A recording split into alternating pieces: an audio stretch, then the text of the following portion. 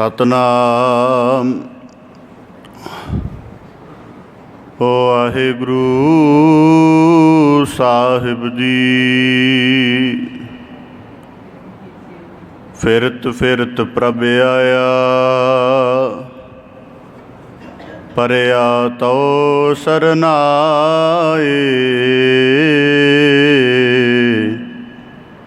ਨਾਨਕ ਕੀ ਪ੍ਰਭ ਬੇਨਤੀ,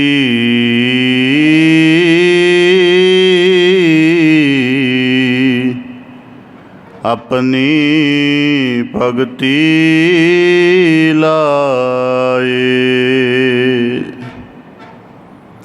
ਬਿਖੈ ਬਨ ਫੀਕਾ ਤਿਆਗ ਰੀ ਸਖੀਏ, ਨਾਮ ਮਹਾਰਸ ਪੀਓ। ਬਿਨ ਰਸ ਚਾਖੇ ਬੁੱਢ ਗਈ ਸਗਲੀ, ਸੁਖੀ ਨਾ ਹੋਵਤ ਜੀਓ। ਮਾਨ ਮਹਤ ਨਾ ਸਕਤ ਹੀ ਕਾਈ, ਸਾਦਾ ਦਾਸੀ ਥੀਓ। ਨਾਨਕ ਸੇ ਦਰ ਸੁਭਾਵੰਤੇ, ਜੋ ਪ੍ਰਭ ਆਪਣੇ ਕੀਓ। ਤੂੰ ਚਉ ਸੱਜਣ ਮੈਂਡਿਆ, ਦੇਈ ਸਿਸੁ ਤਾਰ। ਨੈਣ ਮਹਿੰਦੇ ਤਰਸ ਦੇ,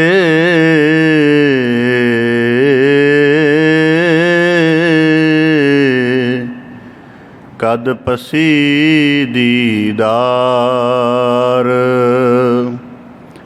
ਜੇ ਤੂੰ ਮਿੱਤਰ ਅਸਾਡੜਾ, ਇੱਕ ਪੋਰੀ ਨਾ ਵੇਛੋੜ।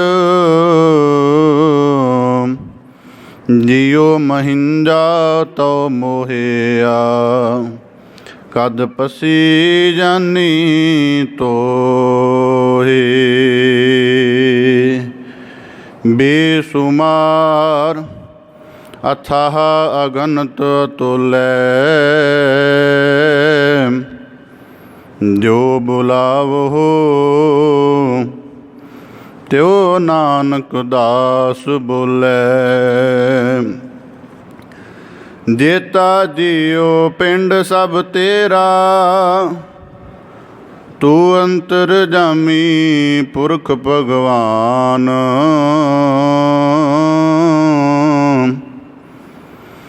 ਦਾਸਨ ਦਾਸ ਕਹੈ ਜਨ ਨਾਨਕ,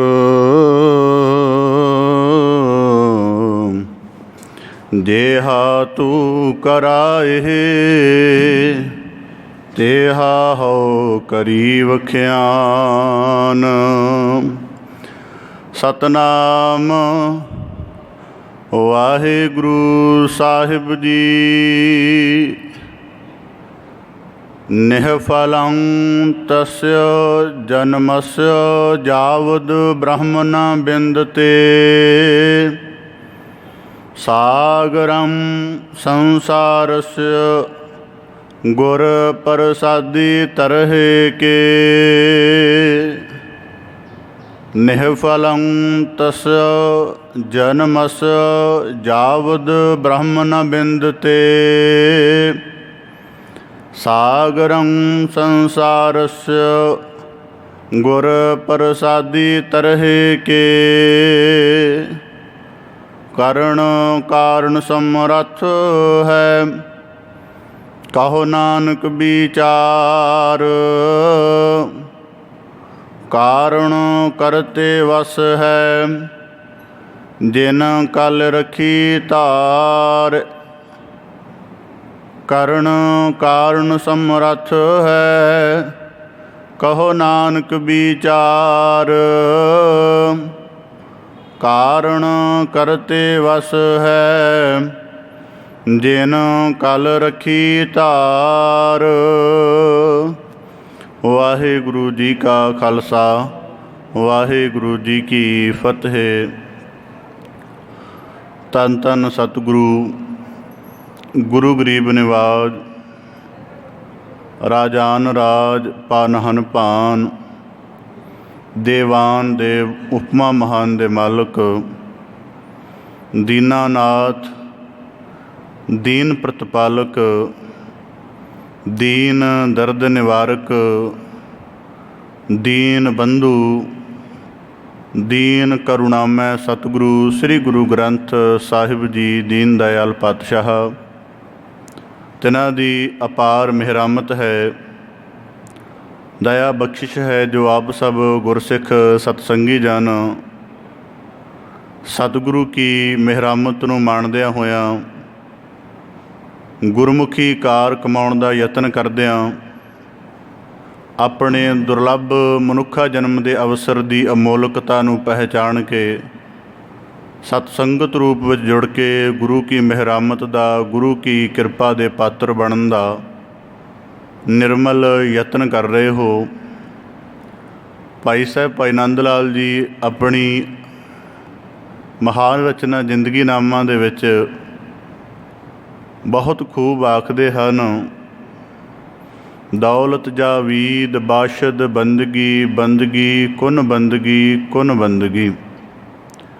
ਕਿ ਦੁਨੀਆ ਦੇ ਵਿੱਚ ਹਰੇਕ ਮਨੁੱਖ ਕੋਲੋਂ ਬੜੇ ਤਰ੍ਹਾਂ ਦੀ ਦੌਲਤ ਹੁੰਦੀ ਹੈ। ਕਿਸੇ ਕੋਲੋਂ ਵਿੱਦਿਆ ਦੀ ਹੁੰਦੀ ਹੈ, ਕਿਸੇ ਕੋਲੋਂ ਪਦਾਰਥਕ ਰੂਪ ਦੇ ਵਿੱਚ ਹੁੰਦੀ ਹੈ, ਕਿਸੇ ਕੋਲੋਂ ਮਾਣ ਸਨਮਾਨ ਦੀ ਬੜੀ ਦੌਲਤ ਹੁੰਦੀ ਹੈ।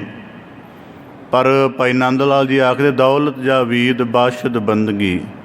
ਪਰ ਜੇ ਤੇਰੇ ਕੁਝ ਪਲ ਵੀ, ਤੇਰੇ ਜੀਵਨ ਦਾ ਕੁਝ ਹਿੱਸਾ ਵੀ ਸਤਿਗੁਰੂ ਉਸ ਅਕਾਲ ਪੁਰਖ ਦੀ ਪ੍ਰੀਤ ਭਰੀ ਯਾਦ ਦੇ ਵਿੱਚ, ਸਿਮਰਨ ਭਰੇ ਪਲਾਂ ਦੇ ਵਿੱਚ ਬਤੀਤ ਹੁੰਦਾ ਹੈ, ਤਾਂ ਭਾਈ ਨੰਦ ਲਾਲ ਜੀ ਆਖਦੇ ਕਿ ਇਸ ਤੋਂ ਵੱਡੀ ਦੌਲਤ, ਇਸ ਤੋਂ ਵੱਡਾ ਕੋਈ ਸਰਮਾਇਆ ਆਪਣੀ ਜ਼ਿੰਦਗੀ ਦਾ ਹੋਰ ਨਾ ਜਾਣ। ਇਸ ਕਰਕੇ ਬੰਦਗੀ ਕੁਨ ਬੰਦਗੀ, ਕੁਨ ਬੰਦਗੀ।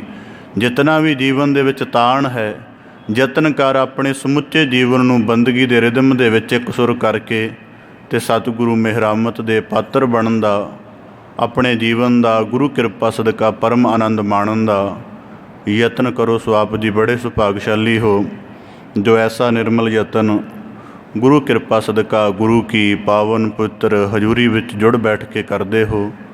ਸਤਿਗੁਰੂ ਸਾਹਿਬ ਜੀ ਦੀ ਅਪਾਰ ਮਿਹਰਾਮਤ ਹੈ। ਧੰਨ ਸਤਿਗੁਰੂ ਗੁਰੂ ਨਾਨਕ ਦੇਵ ਸਾਹਿਬ ਜੀ ਨੇ ਅਪਾਰ ਦਇਆ ਕਿਰਪਾ ਕਰਕੇ ਆਪਣੀ ਪਾਵਨ ਮਹਾਨ ਬਾਣੀ ਸਤਿਗੁਰੂ ਸਾਹਿਬ ਜੀ ਨੇ ਸ਼ਲੋਕ ਸਹਿਸਕ੍ਰਿਤੀ ਬਾਣੀ ਦੇ ਲੜੀਵਾਰ ਵਿਆਖਿਆ ਦਾ ਅਵਸਰ, ਵਿਆਖਿਆ ਕਰਨ ਦਾ ਤਾਣ ਬਖਸ਼ਿਸ਼ ਕੀਤਾ ਹੈ। ਗੁਰੂ ਕਿਰਪਾ ਸਦਕਾ ਲੜੀਵਾਰ ਸ਼ਬਦ ਵਿਚਾਰ ਨਾਲ ਜੁੜਨ ਦਾ ਯਤਨ ਕਰੀਏ ਜੀ।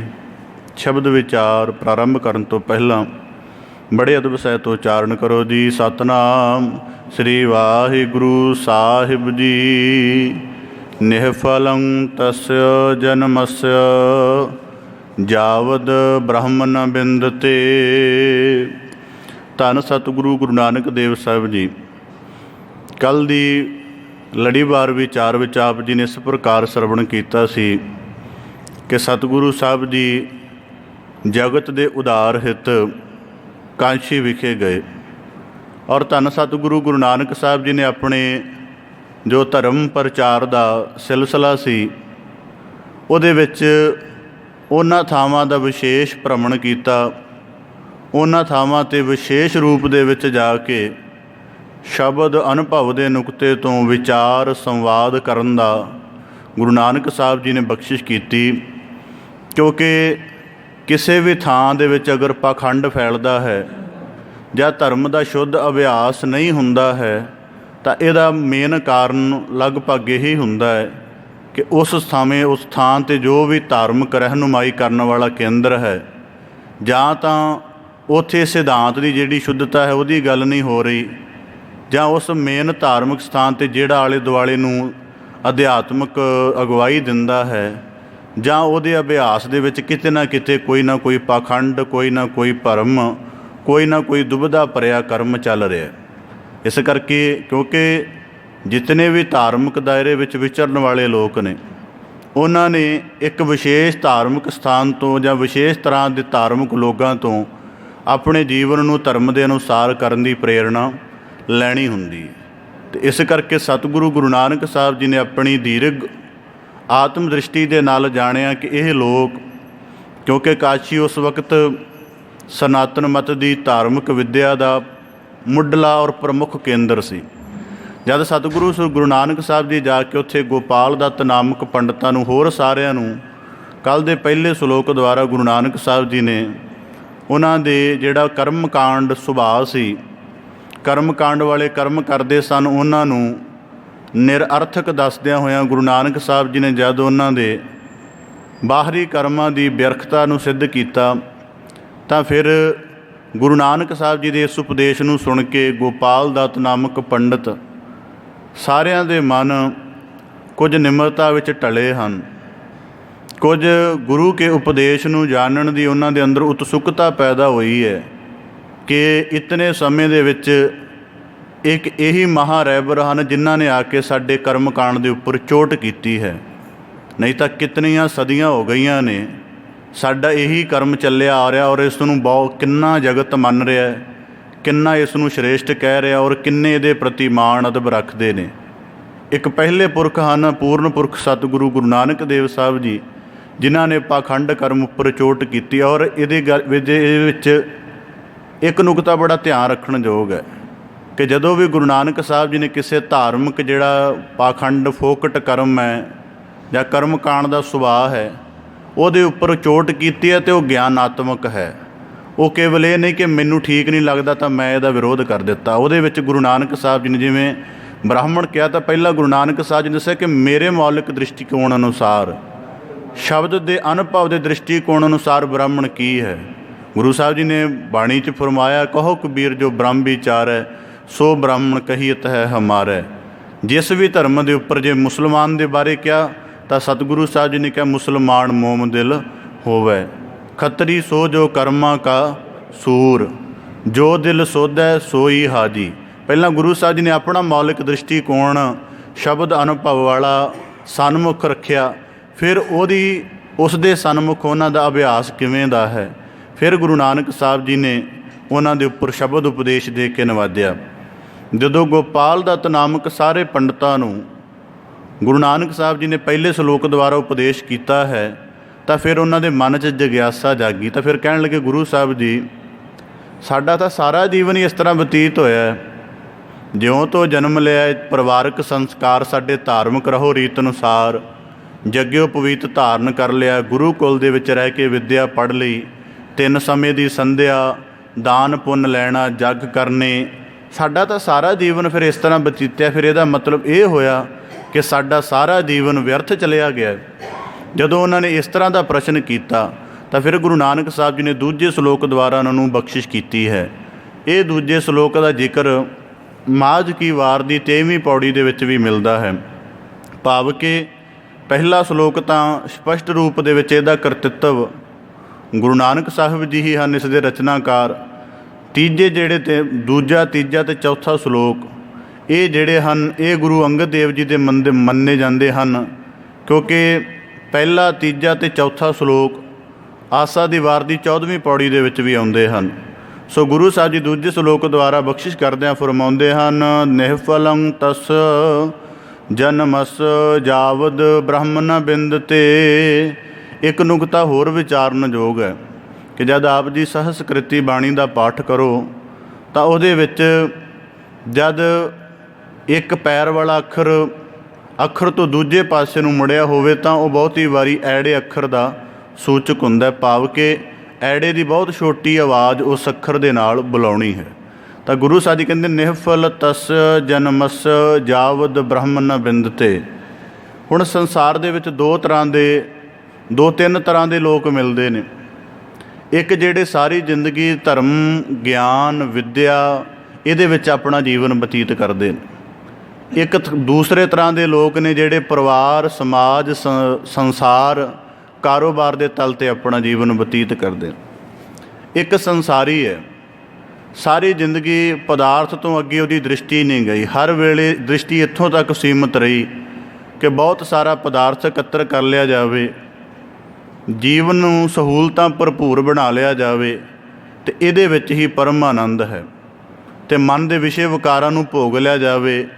ਜਿਹੜੀਆਂ ਮਨ ਦੀਆਂ ਅਸਾਧ ਪ੍ਰਵਿਰਤੀਆਂ ਨੇ ਉਹਨਾਂ ਨੂੰ ਬੁਰਾ ਜਾਂ ਮੰਦਾ ਆਖਣ ਦੀ ਬਜਾਏ ਰਸ ਰੂਪ ਹੋ ਕੇ ਭੋਗ ਲਿਆ ਜਾਵੇ। ਇਹੀ ਜ਼ਿੰਦਗੀ ਦਾ ਮਨੋਰਥ ਹੈ। ਅਤੇ ਇਸ ਤਰ੍ਹਾਂ ਦਾ ਜੀਵਨ ਜਿਉਣ ਵਾਲਾ ਸੰਸਾਰੀ ਮਨੁੱਖ ਗੁਰਮਤਿ ਦੇ ਦ੍ਰਿਸ਼ਟੀਕੋਣ ਅਨੁਸਾਰ ਵਿਅਰਥ ਜੀਵਨ ਜਿਉਣ ਵਾਲਾ। ਪਰ ਇਸ ਦੀ ਹੀ ਤੁਲਨਾ ਦੇ ਵਿੱਚ ਧਾਰਮਿਕ ਜਗਤ ਦੇ ਵਿੱਚ ਜਿਉਣ ਵਾਲੇ ਮਨੁੱਖਾਂ ਦਾ ਵੀ ਜੀਵਨ ਨਿਸ਼ਫਲ ਚੱਲਿਆ ਜਾਂਦਾ ਹੈ। ਜਦੋਂ ਉਹ ਧਰਮ ਗ੍ਰੰਥਾਂ ਦੇ ਗਿਆਨ ਨੂੰ ਪੜ੍ਹਦੇ, ਵਾਚਦੇ, ਕਮਾਉਂਦੇ ਹਨ, ਪਰ ਉਸ ਨੂੰ ਆਪਣੇ ਪ੍ਰਯੋਜਨ ਹਿੱਤ ਭਾਵ ਕਿ ਪਹਿਲਾਂ ਧਰਮ ਗ੍ਰੰਥ ਦੀ ਰੌਸ਼ਨੀ ਦੇ ਹੇਠਾਂ ਬੈਠ ਕੇ ਆਪਣੀ ਮੈਂ ਦੀ, ਆਪਣੀ ਹਉਂ ਦੀ ਜਾਂ ਆਪਣੇ ਆਪ ਦੀ ਵਿਚਾਰ ਕਰਨ ਤੋਂ ਬਾਅਦ ਬਿਨਾਂ ਵਿਚਾਰ ਕੀਤਿਆਂ ਹੀ ਜਦੋਂ ਉਸ ਸਾਰੇ ਗਿਆਨ ਨੂੰ ਆਪਣੇ ਜੀਵਨ ਦੇ ਵਿੱਚ ਉਤਾਰ ਲੈਂਦੇ ਨੇ, ਉਹਨੂੰ ਬੜੇ ਦਲੀਲ, ਪ੍ਰਮਾਣ, ਦ੍ਰਿਸ਼ਟਾਂਤ ਦੇ ਨਾਲ ਯਾਦ ਕਰ ਲੈਂਦੇ ਨੇ, ਤਾਂ ਫਿਰ ਉਹਦੇ ਨਾਲ ਜਗਤ ਨੂੰ ਪ੍ਰਬੋਧਨਾ ਸ਼ੁਰੂ ਕਰ ਦਿੰਦੇ ਨੇ ਅਤੇ ਕਦੀ ਤੱਤ ਨਹੀਂ ਚੀਨਦੇ ਕਿ ਇਹ ਉਪਦੇਸ਼ ਸਾਡੇ ਮਾਫਕ ਕੀ ਕਹਿ ਰਿਹਾ। ਇਸ ਕਰਕੇ ਗੁਰਬਾਣੀ 'ਚ ਇੱਕ ਪਾਵਨ ਵਾਕ ਹੈ ਕਿ ਤੱਤ ਨਾ ਚੀਨਹਿ ਬੰਨਹਿ ਪੰਡ ਪਰਾਲਾ। ਮੈਨੂੰ ਬੜੇ ਸਿਧਾਂਤ ਯਾਦ ਨੇ, ਬੜੇ ਅਧਿਆਤਮਿਕ ਗਿਆਨ ਦੀਆਂ ਗੋਹਜ ਰਮਜਾਂ ਪਤਾ ਨੇ, ਪਰ ਗੱਲ ਕੀ ਹੈ ਕਿ ਤੱਤ ਨਾ ਚੀਨੇ। ਉਦਾਹਰਨ ਦੇ ਤੌਰ 'ਤੇ ਕਿਸੇ ਮਨੁੱਖ ਨੂੰ ਸਤਿਗੁਰੂ ਗੁਰੂ ਗ੍ਰੰਥ ਸਾਹਿਬ ਮਹਾਰਾਜ ਜੀ ਦੀ ਸੰਪੂਰਨ ਬਾਣੀ ਕੰਠ ਹੋ ਜਾਵੇ, ਸੰਪੂਰਨ ਬਾਣੀ ਦੀ ਬੜੀ ਦੀਰਘ ਵਿਚਾਰ ਕਰਨੀ ਆ ਜਾਵੇ, ਸੰਪੂਰਨ ਬਾਣੀ ਦੀ ਵੱਖੋ ਵੱਖ ਵਿਸ਼ਿਆਂ ਦੇ ਨੁਕਤਿਆਂ ਤੋਂ ਬੜੀ ਸਟੀਕ ਵਿਚਾਰ ਕਰਨੀ ਜਾਣ ਲਵੇ, ਕੀ ਇੰਨੇ ਨਾਲ ਗੱਲ ਉੱਤਮ ਹੋ ਜਾਂਦੀ ਹੈ? ਸਤਿਗੁਰੂ ਸਾਹਿਬ ਜੀ ਫਰਮਾਉਣਗੇ ਨਹੀਂ। ਜਿੰਨਾ ਚਿਰ ਤੇਰੇ ਗਿਆਨ ਦੇ ਦਿੱਤੇ ਹੋਏ ਉਪਦੇਸ਼ ਜਾਂ ਪੜ੍ਹੇ ਸੁਣੇ ਹੋਏ ਉਪਦੇਸ਼ ਕਰਮ ਦੇ ਵਿੱਚ ਪ੍ਰਵਿਰਤ ਨਹੀਂ ਹੋਣਗੇ। ਉਦਾਹਰਨ ਦੇ ਤੌਰ 'ਤੇ ਇੱਕ ਸੰਸਾਰੀ ਦਾਅਵਾ ਕਰਦਾ ਹੈ ਕਿ ਇਹ ਪਦਾਰਥ ਮੇਰਾ ਹੈ, ਮੇ ਨਿੱਜ ਮਕਾਨ ਜਾਇਦਾਦ ਮੇਰੀ ਹੈ, ਉਹਦਾ ਹੰਕਾਰ ਦਾ ਦਿਖਾਵਾ ਕਰਦਾ, ਪ੍ਰਗਟਾਵਾ ਕਰਦਾ। ਇੱਕ ਗਿਆਨੀ ਵੀ ਇਸੇ ਹੀ ਤਲ 'ਤੇ, ਔਰ ਦੁਨੀਆ ਭਰ ਦੇ ਕਈ ਵਿਦਵਾਨਾਂ ਨੇ ਇਸ ਵਿਸ਼ੇ 'ਤੇ ਲਿਖਿਆ ਹੈ ਕਿ ਇੱਕ ਗਿਆਨੀ ਦੇ ਗਿਆਨ ਦਾ ਅਹੰਕਾਰ ਇੱਕ ਸੰਸਾਰੀ ਦੇ ਮਾਇਆ ਦੇ ਅਹੰਕਾਰ ਨਾਲੋਂ ਕਿਤੇ ਜ਼ਿਆਦਾ ਘਾਤਕ ਹੁੰਦਾ। ਉਹ ਆਖਦਾ, ਕਹਿੰਦਾ ਇਹ ਬਾਹਰ ਮੁਖੀ ਨੇ, ਅਸੀਂ ਅੰਤਰਮੁਖੀ ਹਾਂ। ਤਾਂ ਗੁਰੂ ਸਾਹਿਬ ਜੀ ਕਹਿਣ ਲੱਗੇ, ਨਿਹਫਲ ਤਸਯ ਜਨਮਸਯ ਜਾਵਦ ਬ੍ਰਹਮ ਨ ਬਿੰਦਤੇ। ਧਰਮ ਗ੍ਰੰਥ ਨੂੰ ਪੜ੍ਹੋ। ਹੁਣ ਆਨੰਦ ਸਾਹਿਬ ਦੀ ਬਾਣੀ 'ਚ ਇੱਕ ਬੜੀ ਕਮਾਲ ਦਾ ਵਾਕ ਆਉਂਦਾ, ਵੇਦਾ ਮਹਿ ਨਾਮ ਉੱਤਮ ਸੋ ਸੁਣਹਿ ਨਾਹੀ ਫਿਰਹਿ ਜਿਉ ਬੇਤਾਲਿਆ। ਗੁਰੂ ਸਾਹਿਬ ਜੀ ਕਹਿੰਦੇ 4 ਵੇਦ ਪੜ੍ਹਨੇ ਚੰਗੀ ਗੱਲ ਹੈ, ਜ਼ਰੂਰ ਪੜ੍ਹੋ। ਧਰਮ ਦਾ ਗਿਆਨ ਸਮੋਇਆ ਹੋਇਆ ਉਹਨਾਂ ਦੇ ਵਿੱਚ, ਪਰ ਉਹਦੇ ਵਿੱਚੋਂ ਤੱਤ ਤਾਂ ਚੀਨੋ। ਹੁਣ ਇੱਕ ਸਵਾਣੀ ਹੈ, ਉਹ ਪਸ਼ੂ ਦਾ ਦੁੱਧ ਚੋਂਦੀ ਹੈ, ਉਹ ਉਹਦੇ ਵਿੱਚੋਂ ਤੱਤ ਚੀਨ ਲੈਂਦੀ ਹੈ, ਭਾਵ ਕਿ ਦੇਸੀ ਘਿਓ ਵਰਗੀ ਅਮੋਲਕ ਵਸਤੂ ਪ੍ਰਾਪਤ ਕਰ ਲੈਂਦੀ ਹੈ। ਅਤੇ ਉਹ ਤੱਤ ਕੀ ਹੈ? ਉਹ ਫਿਰ ਇੰਨਾ ਮਤਲਬ ਊਰਜਾਵਾਨ, ਇੰਨਾ ਬਲ ਵਾਲਾ, ਇੰਨਾ ਪੌਸ਼ਟਿਕ ਹੋ ਜਾਂਦਾ ਹੈ ਕਿ ਫਿਰ ਸਰੀਰ ਦੀਆਂ ਸਾਰੀਆਂ ਜਿੰਨੀਆਂ ਊਰਜਾਵਾਨ ਲੋੜਾਂ ਹੁੰਦੀਆਂ ਉਹਨਾਂ ਨੂੰ ਪੂਰਾ ਕਰਦਾ ਹੈ। ਪਰ ਇੱਕ ਧਰਮ ਗ੍ਰੰਥਾਂ ਦੀ ਵਿਚਾਰਨ ਕਰਨ ਵਾਲਾ ਰੋਜ਼ਾਨਾ ਉਹ ਸ਼੍ਰੇਣੀ ਵਾਲੇ ਲੋਕ ਉਪਦੇਸ਼ਾਂ ਨੂੰ ਪੜ੍ਹਦੇ ਨੇ, ਵਾਚਦੇ ਨੇ, ਪਰ ਜੇ ਤੱਤ ਰੂਪ ਦੇ ਵਿੱਚ ਨਹੀਂ ਜਾਣਦੇ ਤਾਂ ਗੁਰੂ ਸਾਹਿਬ ਜੀ ਕਹਿੰਦੇ ਨਿਹਫਲੰ ਤਸਯ ਜਨਮਸਯ। ਤਸਯ ਦਾ ਭਾਵ ਤੁਹਾਡਾ, ਜਨਮਸਯ ਦਾ ਭਾਵ ਜਨਮ ਵਿਅਰਥ ਹੈ। ਮਹਾਤਮਾ ਬੁੱਧ ਦੇ ਕੋਲੋਂ ਇੱਕ ਵਿਦਵਾਨ ਆਇਆ, ਉਹਦਾ ਨਾਂ ਸੀ ਅਜਿੱਤ। ਕਹਿਣ ਲੱਗਾ, ਤਥਾਗਤ ਮੇਰਾ ਇੱਕ ਪ੍ਰਸ਼ਨ ਹੈ। ਕਹਿੰਦਾ ਹਾਂਜੀ ਦੱਸੋ। ਕਹਿੰਦਾ ਮੈਂ ਇਤਨੇ ਧਰਮ ਗ੍ਰੰਥ ਪੜ੍ਹੇ ਨੇ, ਵਾਚੇ ਨੇ, ਔਰ ਜਿੱਥੇ ਮੈਂ ਰਹਿੰਦਾ ਉਹਦੇ ਆਲੇ ਦੁਆਲੇ 100 200 ਕਿਲੋਮੀਟਰ ਤੱਕ ਮੇਰੀ ਵਿਦਵਤਾ ਦੀ ਜਿਹੜੀ ਹੈ ਤੂਤੀ ਬੋਲਦੀ ਹੈ। ਮੇਰਾ ਨਾਮ ਸੁਣ ਕੇ ਮਾੜੇ ਮੋਟੇ ਗਿਆਨੀ ਕੰਬਣ ਲੱਗ ਪੈਂਦੇ ਨੇ ਕਿ ਅਜਿੱਤ ਨਾਮ ਹੈ, ਔਰ ਮੇਰਾ ਨਾਮ ਕੁਝ ਹੋਰ ਸੀ, ਪਰ ਇੰਨੀਆਂ ਚਰਚਾਵਾਂ ਦੇ ਵਿੱਚ ਲੋਕਾਂ ਨੂੰ ਹਰਾਇਆ ਕਿ ਹੁਣ ਮੇਰਾ ਨਾਮ ਹੀ ਅਜਿੱਤ ਹੋ ਗਿਆ। ਪਰ ਮੇਰੀ ਸਮੱਸਿਆ ਇਹ ਹੈ ਕਿ ਮੇਰੇ ਮਨ ਨੂੰ ਸ਼ਾਂਤੀ ਨਹੀਂ, ਇੱਕ ਪਲ ਵੀ ਮੇਰਾ ਮਨ ਠਹਿਰਾਓ ਵਿੱਚ ਨਹੀਂ ਹੈ, ਇੱਕ ਪਲ ਵੀ ਮੈਂ ਸ਼ਾਂਤ ਹੋ ਕੇ ਨਹੀਂ ਬੈਠ ਸਕਦਾ, ਹਰ ਵੇਲੇ ਬੇਚੈਨੀ ਜੀ ਭਰੀ ਰਹਿੰਦੀ ਹੈ, ਮੇਰਾ ਨਿਵਾਰਨ ਕਰੋ। ਮਹਾਤਮਾ ਬੁੱਧ ਕਹਿਣ ਲੱਗੇ, ਇੱਕ ਪ੍ਰਮਾਣ ਦਿੰਦੇ ਆ, ਜੇ ਤੈਨੂੰ ਸਮਝ ਵਿੱਚ ਆ ਜਾਏ ਤਾਂ ਠੀਕ ਹੈ, ਨਹੀਂ ਤਾਂ ਤੇਰੀ ਸਮੱਸਿਆ ਬਣੀ ਰਹੇਗੀ। ਕਹਿੰਦੇ ਹਾਂ। ਕਹਿੰਦੇ ਕੋਈ ਮਨੁੱਖ ਰੁੱਖ ਲਗਾਵੇ ਅਤੇ ਕੀ ਉਸ ਰੁੱਖ ਵੱਡਾ ਹੋ ਜਾਵੇ, ਰੋਜ਼ਾਨਾ ਪਾਣੀ ਪਾਵੇ, ਰੁੱਖ ਵੱਡਾ ਹੋ ਜਾਵੇ, ਉਹ ਛਾਂ ਮਾਨਣ ਦੀ ਬਜਾਏ ਥੱਲੇ ਬਹਿਣ, ਛਾਂ ਮੰਨਣੀ ਹੈ ਥੱਲੇ ਬਹਿਣਾ ਪਏਗਾ। ਜੇ ਛਾਂ ਮੰਨਣ ਦੀ ਬਜਾਏ ਰੁੱਖ ਦੇ ਉੱਤੇ ਬਹਿ ਕੇ ਕਹੇਗਾ ਕਿ ਮੈਨੂੰ ਰੁੱਖ ਦੀ ਛਾਂ ਨਹੀਂ ਆ ਰਹੀ, ਜਾਂ ਮੈਂ ਇੰਨਾ ਸਮਾਂ ਰੁੱਖ ਨੂੰ ਪਾਣੀ ਦਿੱਤਾ, ਇਹ ਮੈਨੂੰ ਛਾਂ ਨਹੀਂ ਦੇ ਰਿਹਾ, ਤਾਂ ਕਹਿੰਦੇ ਇਹਦੇ ਵਿੱਚ ਫਿਰ ਨੁਕਸ ਕਿਹਦਾ ਹੋਇਆ, ਗਲਤੀ ਕਿਹਦੀ ਹੋਈ। ਅਜਿੱਤ ਕਹਿਣ ਲੱਗਾ ਮੈਂ ਥੋੜ੍ਹਾ ਜਿਹਾ ਤਾਂ ਸਮਝਿਆ, ਥੋੜ੍ਹਾ ਹੋਰ ਵਿਸਥਾਰ 'ਚ ਸਮਝਾ ਦਿਓ। ਕਹਿੰਦਾ ਨਿੱਤ ਨਿੱਤ ਤੂੰ ਧਰਮ ਗ੍ਰੰਥ ਪੜ੍ਹੇ, ਚਰਚਾਵਾਂ ਕੀਤੀਆਂ, ਪਰ ਜੇ ਹਰ ਵਾਰੀ ਧਰਮ ਗ੍ਰੰਥ ਨੂੰ ਪੜ੍ਹਨ ਤੋਂ, ਵਿਚਾਰਨ ਤੋਂ, ਚਰਚਾ ਕਰਨ ਤੋਂ ਬਾਅਦ ਜਾਣਦਾ ਕਿ ਇਹਦੇ ਵਿੱਚ ਕਿੰਨੇ ਪ੍ਰਤੀਸ਼ਤ ਮੇਰੀ ਹਉਮੈ ਕੰਮ ਕਰ ਗਈ ਅਤੇ ਕਿੰਨੇ ਪ੍ਰਤੀਸ਼ਤ ਮੈਂ ਸੁਹਿਰਦ ਰਿਹਾ, ਭਾਵ ਕਿ ਹਉਮੈ ਤੋਂ ਰਹਿਤ ਰਿਹਾ, ਜੇ ਇੰਨੀ ਵਿਚਾਰ ਕਰਦਾ ਤਾਂ ਤੂੰ ਸ਼ਾਂਤ ਹੁੰਦਾ। ਭਾਵ ਕਿ ਧਰਮ ਗ੍ਰੰਥਾਂ ਦੇ ਉੱਪਰ ਬਹਿਸਾਂ ਵਿਵਾਦ, ਕਿਉਂਕਿ ਕੱਲ੍ਹ ਜ਼ਿਕਰ ਆਇਆ ਸੀ ਪੜ੍ਹ ਪੁਸਤਕ ਸੰਧਿਆ ਬਾਦ ਅੰਗ, ਅਤੇ ਇੱਕ ਆਪ ਜੀ ਦੇ ਨਾਲ ਪ੍ਰਮਾਣ ਵੀ ਸਾਂਝਾ ਕੀਤਾ ਸੀ ਕਿ ਉਹ ਉਹਨਾਂ ਦੇ ਵਿੱਚ ਗਿਆਨ ਦੀ ਚਰਚਾ ਇੰਨੀ ਤੀਖਣ ਚਲੀ ਜਾਂਦੀ ਸੀ ਕਿ ਜਿਹੜਾ ਹਾਰ ਜਾਂਦਾ ਸੀ, ਜਿਵੇਂ ਅਸ਼ਟਾਵਾਕਰ ਦਾ ਪਿਤਾ ਚਰਚਾ ਦੇ ਵਿੱਚ ਹਾਰ ਗਿਆ ਸੀ ਅਤੇ ਉਹਨੂੰ ਜਲ ਸਮਾਧੀ ਲੈਣੀ ਪਈ ਸੀ, ਭਾਵ ਕਿ ਆਪਣਾ ਜੀਵਨ ਖਤਮ ਕਰਨਾ ਪਿਆ ਸੀ। ਤਾਂ ਗੁਰੂ ਸਾਹਿਬ ਜੀ ਇਸੇ ਪ੍ਰਕਾਰ ਕਹਿਣ ਲੱਗੇ ਨਿਫਲੰ ਤਸਯ ਜਨਮਸਯ ਜਾਵਦ ਬ੍ਰਹਮ ਨ ਬਿੰਦਤੇ। ਮਹਾਤਮਾ ਬੁੱਧ ਕਹਿਣ ਲੱਗੇ ਅਜਿੱਤ ਇਸੇ ਪ੍ਰਕਾਰ ਜੇ ਤੂੰ ਧਰਮ ਗ੍ਰੰਥਾਂ ਨੂੰ ਉਹਨਾਂ ਦੀ ਛਾਂ ਹੇਠ ਬੈਠ ਕੇ, ਇਸ ਕਰਕੇ ਜਦੋਂ ਬਾਣੀ ਦੀ ਵਿਚਾਰ ਕਰਨੀ ਹੈ, ਪਹਿਲਾਂ ਆਪਣੀ ਮਤ ਬੁੱਧ ਜਿਹੜੀ ਹੈ, ਪਹਿਲਾਂ ਹੀ ਪੂਰਵਲੇ ਦ੍ਰਿਸ਼ਟੀਕੋਣ ਬਣੇ ਹੋਏ ਨੇ ਕਿ ਇਹ ਗੱਲ ਇਵੇਂ ਹੁੰਦੀ ਹੈ, ਇਹ ਇਸ ਤਰ੍ਹਾਂ ਠੀਕ ਹੈ, ਇਹਨਾਂ ਨੂੰ ਤਿਆਗ ਦੇਣਾ ਚਾਹੀਦਾ। ਗੁਰਬਾਣੀ 'ਚ ਵਾਕ ਨਾ ਹਾਰ ਪਰਿਓ ਸੁਆਮੀ ਕੈ ਦੁਆਰੈ ਦੀਜੈ ਬੁੱਧ ਵਿਵੇਕਾ। ਇਸ ਗੁਰਬਾਣੀ ਦੇ ਵਾਕਾਂ ਨੂੰ ਅਸੀਂ ਸੰਸਾਰਿਕ ਦ੍ਰਿਸ਼ਟੀਕੋਣਾਂ ਮੁਤਾਬਕ ਥੋੜ੍ਹਾ ਦੇਖ ਸਕਦੇ ਹਾਂ ਕਿ ਠੀਕ ਹੈ ਅਤੇ ਗਲਤ ਹੈ, ਅੱਧਾ ਠੀਕ ਹੈ ਅਤੇ ਅੱਧਾ ਗਲਤ ਹੈ। ਨਹੀਂ, ਇਹਦਾ ਅਨੁਭਵ ਸਮੇਂ ਤੋਂ, ਸੀਮਾ ਤੋਂ ਹਰ ਵੇਲੇ ਨਵਾਂ ਹੈ, ਮੌਲਦਾ ਹੋਇਆ ਅਨੁਭਵ ਹੈ।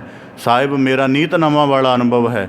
ਤਾਂ ਗੁਰੂ ਸਾਹਿਬ ਜੀ ਕਹਿੰਦੇ ਨਿਫਲੰ ਤਸਯ ਜਨਮਸਯ ਜਾਵਦ ਬ੍ਰਹਮ ਨ ਬਿੰਦਤੇ। ਜਿਤਨਾ ਚਿਰ ਆਪਣੇ ਕਰਮਾਂ ਦੀ ਦੀਰਘ ਵਿਚਾਰ ਨਹੀਂ ਕਰਦੇ। ਹੁਣ ਗੁਰੂ ਸਾਹਿਬ ਜੀ ਨੇ ਅੱਗੇ ਸ਼ਬਦ ਵਰਤਿਆ ਜਾਵਦ, ਇਹਨੂੰ ਜਾਵਤ ਪਾਠ ਵੀ ਕਈ ਬੀੜਾਂ ਵਿੱਚ ਆਉਂਦਾ, ਪਰ ਹੁਣ ਬਹੁਤੀ ਵਾਰੀ ਜਾਵਦ ਪਾਠ ਹੁੰਦਾ। ਗੁਰੂ ਸਾਹਿਬ ਜੀ ਕਹਿੰਦੇ ਜਾਵਦ ਬ੍ਰਹਮ ਨ ਬਿੰਦਤੇ, ਜਦੋਂ ਤੱਕ ਬ੍ਰਹਮ ਸਰੂਪ ਦੀ ਵਿਚਾਰ ਨਹੀਂ ਕਰਦੇ।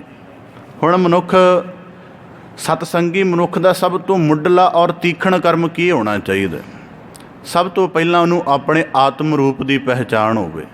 ਹੁਣ ਦੁਨੀਆ ਦੇ ਵਿੱਚ ਜਿਤਨੇ ਮਨੁੱਖ ਮਿਲਦੇ ਨੇ, ਜਦੋਂ ਕਿਸੇ ਗੱਲ ਦਾ ਹਵਾਲਾ ਦਿੰਦੇ ਨੇ, ਸ਼ਬਦ ਇੱਕ ਹੀ ਵਰਤਦੇ ਨੇ, ਮਨ ਨਹੀਂ ਮੰਨਦਾ, ਮਨ ਨਹੀਂ ਕਰਦਾ, ਮਨ ਕਰੇਗਾ ਤਾਂ ਕਰਾਂਗੇ। ਹਰ ਵਾਰੀ ਇੱਕ ਸ਼ਬਦ ਹੀ ਵਰਤ ਰਹੇ ਨੇ। ਤਾਂ ਇਹਦਾ ਭਾਵ ਕੀ ਹੈ ਕਿ ਉਹ ਇਕੱਲਾ ਸ਼ਬਦ ਨਹੀਂ ਵਰਤ ਰਹੇ, ਮਨੋਵਿਗਿਆਨਕ ਤੌਰ 'ਤੇ ਮਨ ਦਾ ਪ੍ਰਭਾਵ ਹੀ ਸਜੀਵਨ ਦੇ ਉੱਪਰ ਇੰਨਾ ਪੈ ਚੁੱਕਿਆ ਹੈ ਕਿ ਹੁਣ ਮਨ ਦੇ ਤਲ ਤੋਂ ਉੱਪਰ ਉੱਠ ਹੀ ਨਹੀਂ ਸਕਦੇ। ਤਾਂ ਗੁਰੂ ਸਾਹਿਬ ਜੀ ਨੇ ਇੱਥੇ ਕਹਿ ਦਿੱਤਾ ਜਾਵਦ ਬ੍ਰਹਮ ਨਾ ਬਿੰਦਤੇ, ਜਦੋਂ ਤੱਕ ਆਪਣੇ ਜੀਵਨ ਨੂੰ ਬ੍ਰਹਮ ਸਰੂਪ ਨਹੀਂ ਜਾਣਦੇ। ਹੁਣ ਬ੍ਰਹਮ ਸਰੂਪ ਨੂੰ ਹੋਰ ਸਰਲ ਸਮਝਣਾ ਹੋਵੇ, ਜਦੋਂ ਮਨੁੱਖ ਦੇ ਜਨਮ ਦਾ ਆਰੰਭ ਹੁੰਦਾ ਅਤੇ ਦੁਨੀਆ ਭਰ ਦੇ ਸਿਆਣੇ ਅਨੁਭਵੀ ਵਿਦਵਾਨਾਂ ਦਾ ਕਥਨ ਹੈ ਕਿ ਗਰਭ ਕਾਲ ਦਾ ਬੱਚਾ ਬ੍ਰਹਮ ਗਿਆਨੀ ਹੈ। ਬ੍ਰਹਮ ਗਿਆਨੀ ਦਾ ਭਾਵ ਉਹਦੀ ਲਿਵਲੀਨਤਾ ਅਕਾਲ ਪੁਰਖ ਦੇ ਨਾਲ 100% ਬਣੀ ਹੋਈ ਹੈ। ਇੰਨੀ ਜ਼ਿਆਦਾ ਲਿਵਲੀਨਤਾ ਬਣੀ ਹੋਈ ਹੈ ਕਿ ਸੰਕਟ ਭਰੇ ਸਮੇਂ ਦੇ ਵਿੱਚ, ਉਸ ਸਮੇਂ ਜਿਹਦੇ ਬਾਰੇ ਗੁਰਬਾਣੀ 'ਚ ਕਿਹਾ ਮੁੱਖ ਤਲੈ ਪੈਰ ਉੱਪਰੈ ਵਸੰਦੋ ਕੁਹਥੜੈ ਥਾਏ, ਉਸ ਸਮੇਂ ਦੇ ਵਿੱਚ ਵੀ ਆਰਾਮ ਹੈ। ਜਠ ਰਗਨ ਜਿਹਦੇ ਕਰਕੇ ਬੜਾ ਬੜਾ ਭਾਰੀ ਭੋਜਨ ਤੇ ਮਤਲਬ ਪਚ ਜਾਂਦਾ ਹੈ ਜਾਂ ਗਲ ਜਾਂਦਾ ਹੈ, ਉਸ ਜਠ ਰਗਨ ਦੇ ਵਿੱਚ ਵੀ ਆਨੰਦ ਹੈ। ਤਾਂ ਇਸ ਕਰਕੇ ਗੁਰੂ ਸਾਹਿਬ ਜੀ ਕਹਿੰਦੇ ਜਾਵਦ ਬ੍ਰਹਮ ਨ ਬਿੰਦਤੈ। ਹੁਣ ਬ੍ਰਹਮ ਸਰੂਪ ਸਾਡਾ ਜਨਮ ਦਾ ਪਹਿਲਾ ਕੀ ਸੀ? ਕੋਈ ਮਨੁੱਖ ਆਪਣੇ ਆਪ ਨੂੰ ਵਾਚੇ, ਖਾਸ ਕਰਕੇ ਜਦੋਂ ਆਪਣੀ ਕਈ ਵਿਦਵਾਨ ਇਸ ਗੱਲ 'ਤੇ ਕਿ ਜਦੋਂ ਆਪਣੀ ਆਤਮਾ ਨੂੰ ਹੀਲਡ ਕਰਨਾ ਹੋਵੇ ਤਾਂ ਥੋੜ੍ਹਾ ਬੱਚੇ ਦੇ ਅਕਸ ਨੂੰ ਗੌਰ ਨਾਲ ਦੇਖੋ। ਬੱਚੇ ਦੇ ਹਿਰਦੇ ਵਿੱਚ ਕਿਸੇ ਤਰ੍ਹਾਂ ਦੀ ਮੈਲ ਨਹੀਂ ਹੈ, ਉਹਦੇ ਅੰਦਰ ਅਜੇ ਕਪਟ ਨਹੀਂ ਪ੍ਰਵੇਸ਼ ਕੀਤਾ। ਹੈਰਾਨਗੀ ਦੀ ਗੱਲ ਹੈ, ਤ੍ਰਿਸ਼ਨਾ ਵੀ ਪ੍ਰਵੇਸ਼ ਨਹੀਂ ਕੀਤੀ। ਸਭ ਤੋਂ ਵੱਡੀ ਗੱਲ ਹੈ, ਸੰਸਾਰ ਦੀ ਅਟਰੈਕਸ਼ਨ ਵੀ ਨਹੀਂ ਪੈਦਾ ਕੀਤੀ। ਮੈਡੀਕਲ ਸਾਇੰਸ ਆਖਦੀ ਹੈ ਕਿ 8 ਮਹੀਨੇ ਤੱਕ ਬੱਚਾ ਕੇਵਲ ਕਿਸੇ ਪਰਿਵਾਰ ਦੇ ਜੀਅ ਨੂੰ ਨਹੀਂ ਪਛਾਣਦਾ। ਸਿਰਫ 8 ਮਹੀਨੇ ਬਾਅਦ ਉਹ ਰੋਜ਼ਾਨਾ ਜਿਹੜੇ ਨਕਸ਼ ਦੇਖਦਾ ਹੈ, ਹੌਲੀ ਹੌਲੀ ਉਹਦੇ ਚਿੱਤ ਉੱਪਰ ਵਸਦੇ ਨੇ ਅਤੇ ਫਿਰ ਉਹਨੂੰ ਪਛਾਣ ਸ਼ੋਅ ਦੁਆਰਾ ਅਤੇ ਨਕਸ਼ ਦੁਆਰਾ ਆਉਣੀ ਸ਼ੁਰੂ ਹੋ ਜਾਂਦੀ ਹੈ। ਅਤੇ ਫਿਰ ਜਾ ਕੇ ਸਮਝਦਾ ਹੈ ਥੋੜ੍ਹਾ ਥੋੜ੍ਹਾ ਅੰਦਰੂਨੀ ਤੌਰ 'ਤੇ ਕਿ ਇਹ ਮੇਰੇ ਗਾਰਡੀਅਨ, ਭਾਵ ਕਿ ਪਾਲਣ ਵਾਲੇ ਹਨ। ਮਾਤਾ ਪਿਤਾ ਦੇ ਰੂਪ 'ਚ ਫਿਰ ਵੀ ਨਹੀਂ ਜਾਣਦਾ।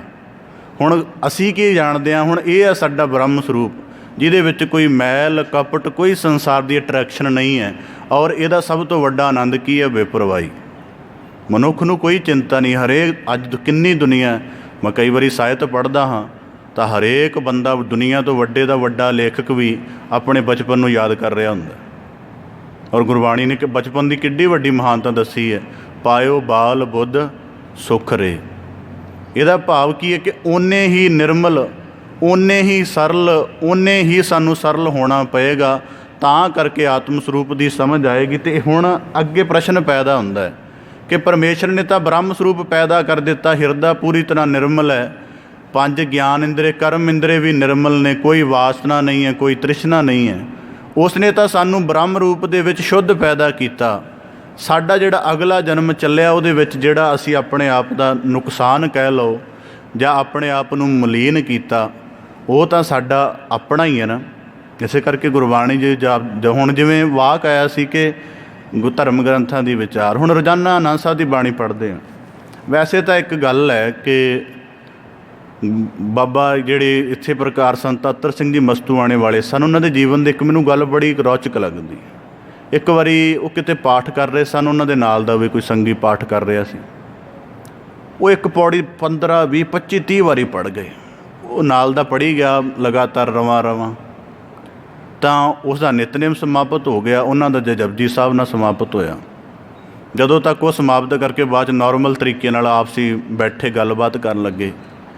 ਉਹ ਭਾਵੇਂ ਆਪਣਾ ਪਾਠ ਕਰ ਰਹੇ ਸੀ, ਪਰ ਉਹਦਾ ਧਿਆਨ ਇਸ ਪਾਸੇ ਖੁੱਭਿਆ ਪਿਆ ਸੀ ਕਿ ਇਹ ਤਾਂ ਇੱਕੋ ਪੌੜੀ 20-25 ਵਾਰੀ ਪੜ੍ਹ ਗਏ ਨੇ। ਉਹ ਕਹਿਣ ਲੱਗਾ, ਜੀ ਮੈਂ ਤੁਹਾਨੂੰ ਪੁੱਛਣਾ ਚਾਹੁੰਦਾ ਕੁਝ। ਕਹਿੰਦਾ, ਜੀ ਦੱਸੋ। ਕਹਿੰਦਾ, ਜੀ ਤੁਸੀਂ ਅੱਜ ਪਾਠ ਕਰ ਰਹੇ ਸੀ, ਇੱਕੋ ਪੌੜੀ 25 ਵਾਰੀ 30 ਵਾਰੀ ਪੜ੍ਹ ਗਏ, ਟਾਈਮ ਨਾਲ ਪਾਠ ਸਮਾਪਤ ਕਰਦੇ। ਉਹਨਾਂ ਨੇ ਬੜਾ ਕਮਾਲ ਦਾ ਜਵਾਬ ਦਿੱਤਾ। ਛੋਟਾ ਜਵਾਬ ਹੈ, ਕਮਾਲ ਦਾ। ਕਹਿੰਦੇ, ਜੇ ਪੌੜੀ ਅੱਗੇ ਤੁਰਨ ਦਿੰਦੀ ਤਾਂ ਤੁਰ ਪੈਂਦਾ, ਉਹਨੇ ਤੁਰਨ ਹੀ ਨਹੀਂ ਦਿੱਤਾ, ਤੁਰਾਂਗੀ। ਜੇ ਪੌੜੀ ਅੱਗੇ ਤੁਰਨ ਦਿੰਦੀ ਤਾਂ ਤੁਰ ਪੈਂਦਾ, ਜੇ ਨਹੀਂ ਤੁਰਨ ਦੇ ਰਹੀ ਤਾਂ ਫਿਰ ਮੇਰਾ ਕੀ ਕਸੂਰ, ਮੇਰਾ ਕੀ ਯਤਨ, ਮੇਰੀ ਕੀ ਹੈਸੀਅਤ, ਮੇਰੀ ਕੀ ਔਕਾਤ। ਹੁਣ ਇਸ ਗੱਲ ਦੇ ਵਿੱਚ ਬੜੀ ਗਹਿਰੀ ਰਮਝ ਹੈ। ਮੈਂ ਕਈ ਵਾਰੀ ਹੁਣ ਵੇਖੋ, ਬਾਣੀ ਤਾਂ ਅਸੀਂ ਵੀ ਰੋਜ਼ਾਨਾ ਪੜ੍ਹਦੇ, ਸਾਰੇ ਪੜ੍ਹਦੇ ਹਾਂ, ਬਹੁਤ ਉੱਤਮ ਗੱਲ ਹੈ, ਸਾਰੇ ਪੜ੍ਹਦੇ ਹਾਂ, ਪਰ ਕਦੀ ਦੇਖੀਏ ਕਿ ਬਾਣੀ ਸਾਡੇ ਜੀਵਨ ਨੂੰ ਕਾਂਬਾ ਵੀ ਛੇੜਦੀ ਹੈ ਕਿ ਨਹੀਂ ਛੇੜਦੀ। ਮੈਂ 1-2 ਵਾਰੀ ਅੱਗੇ ਵੀ ਅਨੁਭਵ ਇੱਕ ਵਾਰੀ ਸਾਂਝਾ ਕੀਤਾ ਕਿ ਜਦੋਂ ਸ਼ੁਰੂ 'ਚ ਅਸੀਂ ਇਸ ਖੇਤਰ 'ਚ ਸ਼ਾਮਲ ਹੋਏ ਤਾਂ ਜਿਨ੍ਹਾਂ ਨੇ ਨਿਤਨੇਮ ਨਾ ਕਰਨਾ ਤਾਂ ਉਹ ਗੁਰੂ ਘਰ ਨਾ ਆਉਣਾ, ਤਾਂ ਸਾਡਾ ਉਹਦੇ ਨਾਲ ਇੱਕ ਵਿਰੋਧ ਜਿਹਾ ਬਣਿਆ ਰਹਿਣਾ ਕਿ ਇਹ ਠੀਕ ਨਹੀਂ ਕਰ ਰਹੇ। ਤਾਂ ਫਿਰ ਇੱਕ ਦਿਨ ਬਾਣੀ ਪੜ੍ਹ ਰਹੇ ਤਾਂ ਬਾਣੀ ਦੇ ਇੱਕ ਵਾਕ ਨੇ ਹਲੂਣਿਆ ਕਿ ਤਿਹੀ ਗੁਣੀ ਸੰਸਾਰ ਭ੍ਰਮ ਸੁੱਤਾ, ਸੁੱਤਿਆਂ ਰਹਿਣ ਵਿਹਾਣੀ। ਤੇਰਾ ਵਿਰੋਧ ਕਰਨ ਦਾ ਤਾਂ ਕੋਈ ਮਸਲਾ ਹੀ ਨਹੀਂ ਬਚਦਾ। ਤੂੰ 3 ਗੁਣਾਂ ਤੋਂ ਥੋੜ੍ਹਾ ਜਾਗ ਗਿਆ, ਤੈਨੂੰ ਅੰਮ੍ਰਿਤ ਵੇਲੇ ਦੀ ਸੋਝੀ ਆ ਗਈ ਹੈ। ਜਿਹੜੇ ਅਜੇ 3 ਗੁਣਾਂ ਦੇ ਅਧੀਨ ਸੁੱਤੇ ਨੇ, ਉਹਨਾਂ ਦੀ ਰਹਿਣ ਸੁੱਤਿਆਂ ਬੀਤੇਗੀ। ਤਾਂ ਅੱਗੇ ਇੱਕ ਹੋਰ ਵਾਕ ਹੈ, ਗੁਰ ਕਿਰਪਾ ਤੇ ਸੇ ਜਨ ਜਾਗੇ, ਜਿੰਨਾ ਹਰ ਮਨ ਵਸਿਆ ਬੋਲ ਹੈ ਅੰਮ੍ਰਿਤ ਬਾਣੀ। ਕਿ ਜਿਤਨੇ ਜਾਗ ਗਏ ਨੇ, ਇਹ ਵੀ ਆਪਣੇ ਯਤਨ ਕਰਕੇ ਨਹੀਂ ਜਾਗੇ, ਕੋਈ ਕਿਰਪਾ ਦੀ ਇੱਕ ਕਣੀ ਇਹਨਾਂ ਦੇ ਜੀਵਨ 'ਚ ਡਿੱਗ ਪਈ ਹੈ, ਇਹਨਾਂ ਦੀ ਝੋਲੀ ਪੈ ਗਈ ਹੈ, ਨਸੀਬ ਹੋ ਗਈ ਹੈ, ਤਾਂ ਅੰਮ੍ਰਿਤ ਵੇਲੇ ਦੀ ਸਾਧਨਾ ਦੇ ਵਿੱਚ ਲੱਗੇ ਨੇ। ਤਾਂ ਗੁਰੂ ਸਾਹਿਬ ਜੀ ਕਹਿੰਦੇ, ਜਾਵਦ ਬ੍ਰਹਮ ਨਾ ਬਿੰਦ ਤੇ। ਹੁਣ ਦੇਖੋ, ਅਸੀਂ ਅੱਜ ਸੰਸਾਰ ਦੇ ਵਿੱਚ, ਸਮਾਜ ਦੇ ਵਿੱਚ, ਸਾਨੂੰ ਕੋਈ ਪੁੱਛੇ ਨਾ ਤੁਹਾਡੇ ਕਿਤਨੇ ਪ੍ਰਤੀਦਵੰਦੀ ਨੇ, ਵਿਰੋਧੀ ਕਿੰਨੇ ਨੇ, ਤਾਂ ਅਸੀਂ ਕਰੀਬਨ 5-7 ਦੀ ਗਿਣਤੀ ਕਰਵਾ ਦਿਆਂਗੇ। ਹਰੇਕ ਮਨੁੱਖ ਇੰਨੀ ਕੁ ਗਿਣਤੀ ਕਰਾ ਦੇਗਾ ਕਿ ਭਾਵੇਂ ਉਂਝ ਤਾਂ ਨਾ ਕਰਾਉਣੀ ਚਾਹੇ, ਜਦੋਂ ਉਹਨੂੰ ਕਹੇ ਵੀ ਬਿਲਕੁਲ ਤੂੰ, ਫਿਰ ਵੀ ਕਿੰਨਿਆਂ ਕੁ ਨੂੰ ਤੂੰ ਮੰਨਦਾ ਵਿਰੋਧੀ, ਉਹ 5-7 ਦੀ ਗਿਣਤੀ ਕਰਾ ਦੇਗਾ। ਅਤੇ ਹੁਣ ਬ੍ਰਹਮ ਸਰੂਪ ਕਹਿੰਦਾ ਹੈ, ਜਾਂ ਬ੍ਰਹਮ ਸਰੂਪ ਜਦੋਂ ਸਾਡਾ ਜਨਮ ਦੇ ਆਰੰਭ ਤੋਂ ਬਣਿਆ, ਮਨੁੱਖ ਕਹੇ ਉਦੋਂ ਕੌਣ ਵੈਰੀ ਸੀ, ਉਦੋਂ ਕੌਣ ਮਿੱਤਰ ਸੀ, ਉਦੋਂ ਕੌਣ ਸੰਗੀ ਸੀ ਅਤੇ ਉਦੋਂ ਕੌਣ ਪਰਾਇਆ ਸੀ, ਉਦੋਂ ਕੌਣ ਆਪਣਾ ਸੀ। ਉਦੋਂ ਤਾਂ ਕੋਈ ਵੀ ਨਹੀਂ ਸੀ, ਸਾਰੇ ਇੱਕੋ ਜਿਹੇ ਸੀ। ਇਹਦਾ ਮਤਲਬ ਜਦੋਂ ਬ੍ਰਹਮ ਸਰੂਪ ਦੀ ਪਛਾਣ ਹੁੰਦੀ ਹੈ, ਉਦੋਂ ਸਾਰੇ ਇੱਕੋ ਜਿਹੇ ਹੁੰਦੇ ਨੇ, ਉਦੋਂ ਕਿਸੇ ਭੇਦ ਭਾਵ ਦੀ ਗੱਲ ਉਪਜਦੀ ਹੀ ਨਹੀਂ। ਤਾਂ ਗੁਰੂ ਸਾਹਿਬ ਜੀ ਕਹਿਣ ਲੱਗੇ, ਤੁਸੀਂ ਬ੍ਰਾਹਮਣ ਅਖਵਾਉਂਦੇ ਹੋ, ਬ੍ਰਹਮ ਤੱਤ ਨੂੰ ਚੀਨਣ ਦੀ, ਬ੍ਰਹਮ ਦੀ ਵਿਚਾਰ ਕਰਨ ਵਾਲੇ ਹੋ। ਹੈਰਾਨਗੀ ਦੀ ਗੱਲ ਹੈ, ਤੁਹਾਡਾ ਸਾਰਾ ਜੀਵਨ ਹੀ ਇਸ ਤਰ੍ਹਾਂ ਦੇ ਕਰਮਾਂ ਨਾਲ ਭਰਿਆ ਜਿਹਦੇ ਤੋਂ ਥਾਂ 'ਤੇ ਵਿਤਕਰਾ ਉਪਜਦਾ ਹੈ, ਥਾਂ 'ਤੇ ਵਿਤਕਰਾ। ਹੁਣ ਇਹ ਗੱਲ ਨੂੰ ਜੇ ਜ਼ਿਆਦਾ ਵਿਚਾਰਾਂਗੇ ਤਾਂ ਬੜੀ ਤਿੱਖੀ ਹੋ ਜਾਏਗੀ ਕਿ ਤੁਹਾਡੀ, ਜਿਵੇਂ ਉਦਾਹਰਨ ਦੇ ਤੌਰ 'ਤੇ ਜਨੇਊ ਗੁਰੂ ਨਾਨਕ ਸਾਹਿਬ ਜੀ ਨੇ ਸਿਧਾਂਤਕ ਤੌਰ 'ਤੇ ਇਨਕਾਰ ਕੀਤਾ, ਉਹਦੇ ਵਿੱਚ ਸੀ ਬ੍ਰਾਹਮਣ ਦੇ ਲਈ ਜਨੇਊ ਕਿਸੇ ਹੋਰ ਤਰ੍ਹਾਂ ਦਾ, ਖੱਤਰੀ ਦੇ ਲਈ ਹੋਰ ਤਰ੍ਹਾਂ ਦਾ, ਅਤੇ ਵੈਸ਼ ਦੇ ਲਈ ਹੋਰ ਤਰ੍ਹਾਂ ਦਾ, ਅਤੇ ਸ਼ੂਦਰ ਲਈ ਜਾਂ ਤਾਂ ਹੈ ਹੀ ਨਹੀਂ, ਅਤੇ ਜੇ ਹੈਗਾ ਵੀ ਤਾਂ ਪਟਸਨ ਦਾ। ਪਟਸਨ ਭਾਵ ਕਿ ਉਹ ਜਿਹੜਾ ਖੁਰਦਰਾ ਜਿਹਾ ਹੁੰਦਾ ਜਿਹਦੇ ਰੱਸੇ ਆਦਿਕ ਮਿਲਦੇ। ਇਸ ਕਰਕੇ ਗੁਰੂ ਸਾਹਿਬ ਜੀ ਕਹਿੰਦੇ ਕਿ ਜਿਤਨੇ ਤੁਸੀਂ ਕਰਮ ਸਾਜੇ ਨੇ, ਜੇ ਤੁਸੀਂ ਬ੍ਰਾਹਮਣ ਖਵਾਉਂਦੇ ਹੋ ਤਾਂ ਹੁਣ ਉਦਾਹਰਨ ਦੇ ਤੌਰ 'ਤੇ ਇੱਕ ਦਿਨ ਪਹਿਲਾਂ ਵੀ ਸ਼ਬਦ ਵਿਚਾਰ ਵਿੱਚ ਨੁਕਤਾ ਆਇਆ ਸੀ ਕਿ ਜੇ ਅਸੀਂ ਸਿੱਖ ਖਵਾ ਰਹੇ ਹਾਂ ਤਾਂ ਸਾਡਾ ਇਸ਼ਟ ਭਾਵ ਇੱਕ ਹੋਣਾ ਚਾਹੀਦਾ ਹੈ। ਸਾਡੀ ਹਰੇਕ ਜੀਵਨ ਦੇ ਗਿਆਨ ਦਾ ਪੱਖ ਗੁਰੂ ਸ਼ਬਦ ਤੋਂ ਪ੍ਰੇਰਿਤ ਹੋਣਾ ਚਾਹੀਦਾ, ਫਿਰ ਸਾਡਾ ਸਿੱਖ ਹੋਣਾ ਸੰਪੂਰਨ ਹੈ। ਤਾਂ ਗੁਰੂ ਸਾਹਿਬ ਜੀ ਕਹਿੰਦੇ ਜਾਵਦ ਬ੍ਰਹਮ ਨ ਬਿੰਦ, ਤੇ ਗੁਰਬਾਣੀ ਦੇ ਵਿੱਚ ਆਉਂਦਾ, ਗੁਰੂ ਸਾਹਿਬ ਦੀ ਬਾਣੀ 'ਚ ਫਰਮਾਉਂਦੇ ਬ੍ਰਹਮ ਬਿੰਦੈ ਤਿਸ ਦਾ ਬ੍ਰਹਮਤਰ ਹੈ, ਏਕ ਸ਼ਬਦ ਲਿਵ ਲਾਏ। ਹੁਣ ਕੋਈ ਮਨੁੱਖ ਆਪਣੇ ਆਪ ਨੂੰ ਜੌਹਰੀ ਅਖਵਾਉਂਦਾ ਹੋਵੇ, ਉਹਨੂੰ ਕਿਸੇ ਧਾਤ ਦੀ ਪਰਖ ਹੀ ਨਾ ਕਰਨੀ ਆਉਂਦੀ ਹੋਵੇ ਕਿ ਨਸਲੀ ਅਸਲੀ ਹੈ ਜਾਂ ਨਕਲੀ ਹੈ, ਤਾਂ ਅਸੀਂ ਉਹਨੂੰ ਕਹਾਂਗੇ ਠੀਕ ਹੈ ਭਾਈ ਤੂੰ ਜੌਹਰੀ ਨਾਮ ਤੇ ਰਖਵਾ ਲਿਆ, ਪਰ ਤੇਰੇ ਪੱਲੇ ਸਮਰੱਥਾ ਨਹੀਂ ਹੈਗੀ ਧਾਤਾਂ ਨੂੰ ਪਰਖਣ ਦੀ। ਇਸੇ ਪ੍ਰਕਾਰ ਗੁਰੂ ਸਾਹਿਬ ਜੀ ਕਹਿ ਰਹੇ ਕਿ ਨਾਮ ਤਾਂ ਤੇਰਾ ਬੜਾ ਚੰਗਾ ਹੈ, ਤੇਰਾ ਨਾਮ ਸੁਣ ਕੇ ਲੋਕੀ ਤੇਰੇ ਨਾਲ ਜੀ ਲਗਾ ਦਿੰਦੇ ਨੇ, ਜਾਂ ਤੈਨੂੰ ਧੰਨ ਆਖਦੇ ਨੇ, ਜਾਂ ਸਤਿਕਾਰ ਦਿੰਦੇ ਨੇ, ਪਰ ਵਿਚਾਰ ਤਾਂ ਇਸ ਗੱਲ ਦੀ ਹੈ ਕਿ ਨਾਮ ਧਰ ਕੇ ਨਾਮ ਦੇ ਅਨੁਸਾਰ ਕਰਮ ਵੀ ਹੋਏ ਹਨ ਕਿ ਨਹੀਂ। ਜਿਵੇਂ ਸਤਿਗੁਰੂ ਸਾਹਿਬ ਜੀ ਨੇ ਕਿਹਾ ਸੋਹ ਬ੍ਰਾਹਮਣ ਜੋ ਬਿੰਦੈ ਬ੍ਰਹਮ, ਮਤਲਬ ਕਿ ਤੈਨੂੰ ਬ੍ਰਾਹਮਣ ਨਾਮ ਰਖਵਾ ਕੇ ਕੁੱਲ ਕਾਇਨਾਤ ਦੇ ਵਿੱਚ ਬ੍ਰਹਮ ਸਰੂਪ ਮਾਲਕ ਨਜ਼ਰ ਹੀ ਨਹੀਂ ਆ ਰਿਹਾ, ਤਾਂ ਫਿਰ ਤੇਰੇ ਨਾਮ ਦਾ ਕੀ ਅਰਥ ਬਣਦਾ? ਜਾਵਦ ਬ੍ਰਹਮ ਨਾ ਬਿੰਦ ਤੇ, ਜਿੰਨਾ ਚਿਰ ਆਤਮ ਸਰੂਪ ਪਹਿਲਾਂ ਆਪਣੇ ਆਪ ਨੂੰ ਨਹੀਂ ਜਾਣਦਾ। ਹੁਣ ਦੇਖੋ ਗੁਰਬਾਣੀ 'ਚ ਇੱਕ ਵਾਕ ਹੁੰਦਾ, ਸਭ ਮੈਂ ਜੋਤ ਜੋਤ ਹੈ ਸੋਏ, ਤਿਸ ਦਾ ਚਾਨਣ ਸਭ ਮੈਂ ਚਾਨਣ ਹੋਏ। ਰੰਗ ਨਸਲ ਜਾਤ ਭਾਸ਼ਾ ਖੇਤਰ ਭੇਦ ਕਰਕੇ ਬੜੀਆਂ ਵੱਖਰਤਾਵਾਂ ਨੇ ਔਰ ਸਮੁੱਚੇ ਸੰਸਾਰ ਵਿੱਚ ਨੇ। ਜੇ ਮਨੁੱਖ ਰੰਗ ਦੇ ਤੌਰ 'ਤੇ ਨਿਰਣਾ ਕਰਨਾ ਚਾਹੇਗਾ, 100 ਮਨੁੱਖ ਨੂੰ ਤਾਂ ਕੀ ਇੱਕ ਮਨੁੱਖ ਨੂੰ ਵੀ ਦੂਜੇ ਦੇ ਨੇੜੇ ਨਹੀਂ ਬਿਠਾ ਸਕੇ, ਕਿਉਂਕਿ ਥੋੜ੍ਹੇ ਬਹੁਤੇ ਫਰਕ ਨੇ।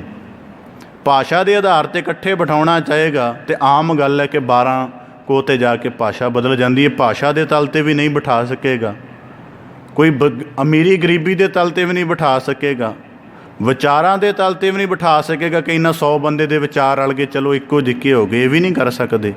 ਫਿਰ ਕਿਹੜਾ ਐਸਾ ਤੱਤ ਬਚਦਾ ਜਿਹਦੇ ਨਾਲ ਸਤਸੰਗਤ ਪੈਦਾ ਹੋ ਸਕੇ? ਫਿਰ ਇੱਕੋ ਹੀ ਤੱਤ ਬਚਦਾ ਹੈ ਕਿ ਭਾਵੇਂ ਤੁਹਾਡੇ ਬਾਹਰੀ ਰੂਪ ਆਕਾਰ ਬੜੇ ਵੱਖੋ ਵੱਖ ਨੇ, ਆਪਸ ਦੇ ਵਿੱਚ ਨਹੀਂ ਰਲਦੇ, ਪਰ ਆਤਮ ਜੋਤ ਇੱਕੋ ਤਰ੍ਹਾਂ ਦੀ ਹੈ।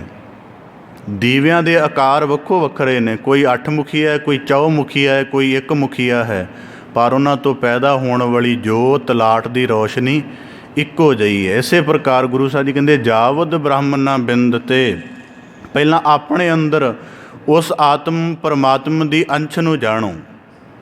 ਪਹਿਲਾਂ ਦੇਖੋ ਕਿ ਜਿਹੜਾ ਜਿਵੇਂ ਅੱਜ ਦੇ ਪਾਵਨ ਵਾਕ 'ਚ ਵੀ ਆਇਆ ਕਿ ਮਨੁੱਖ ਦੀ ਜ਼ਿੰਦਗੀ ਦਾ ਅਸਲ ਆਧਾਰ ਕੀ ਹੈ।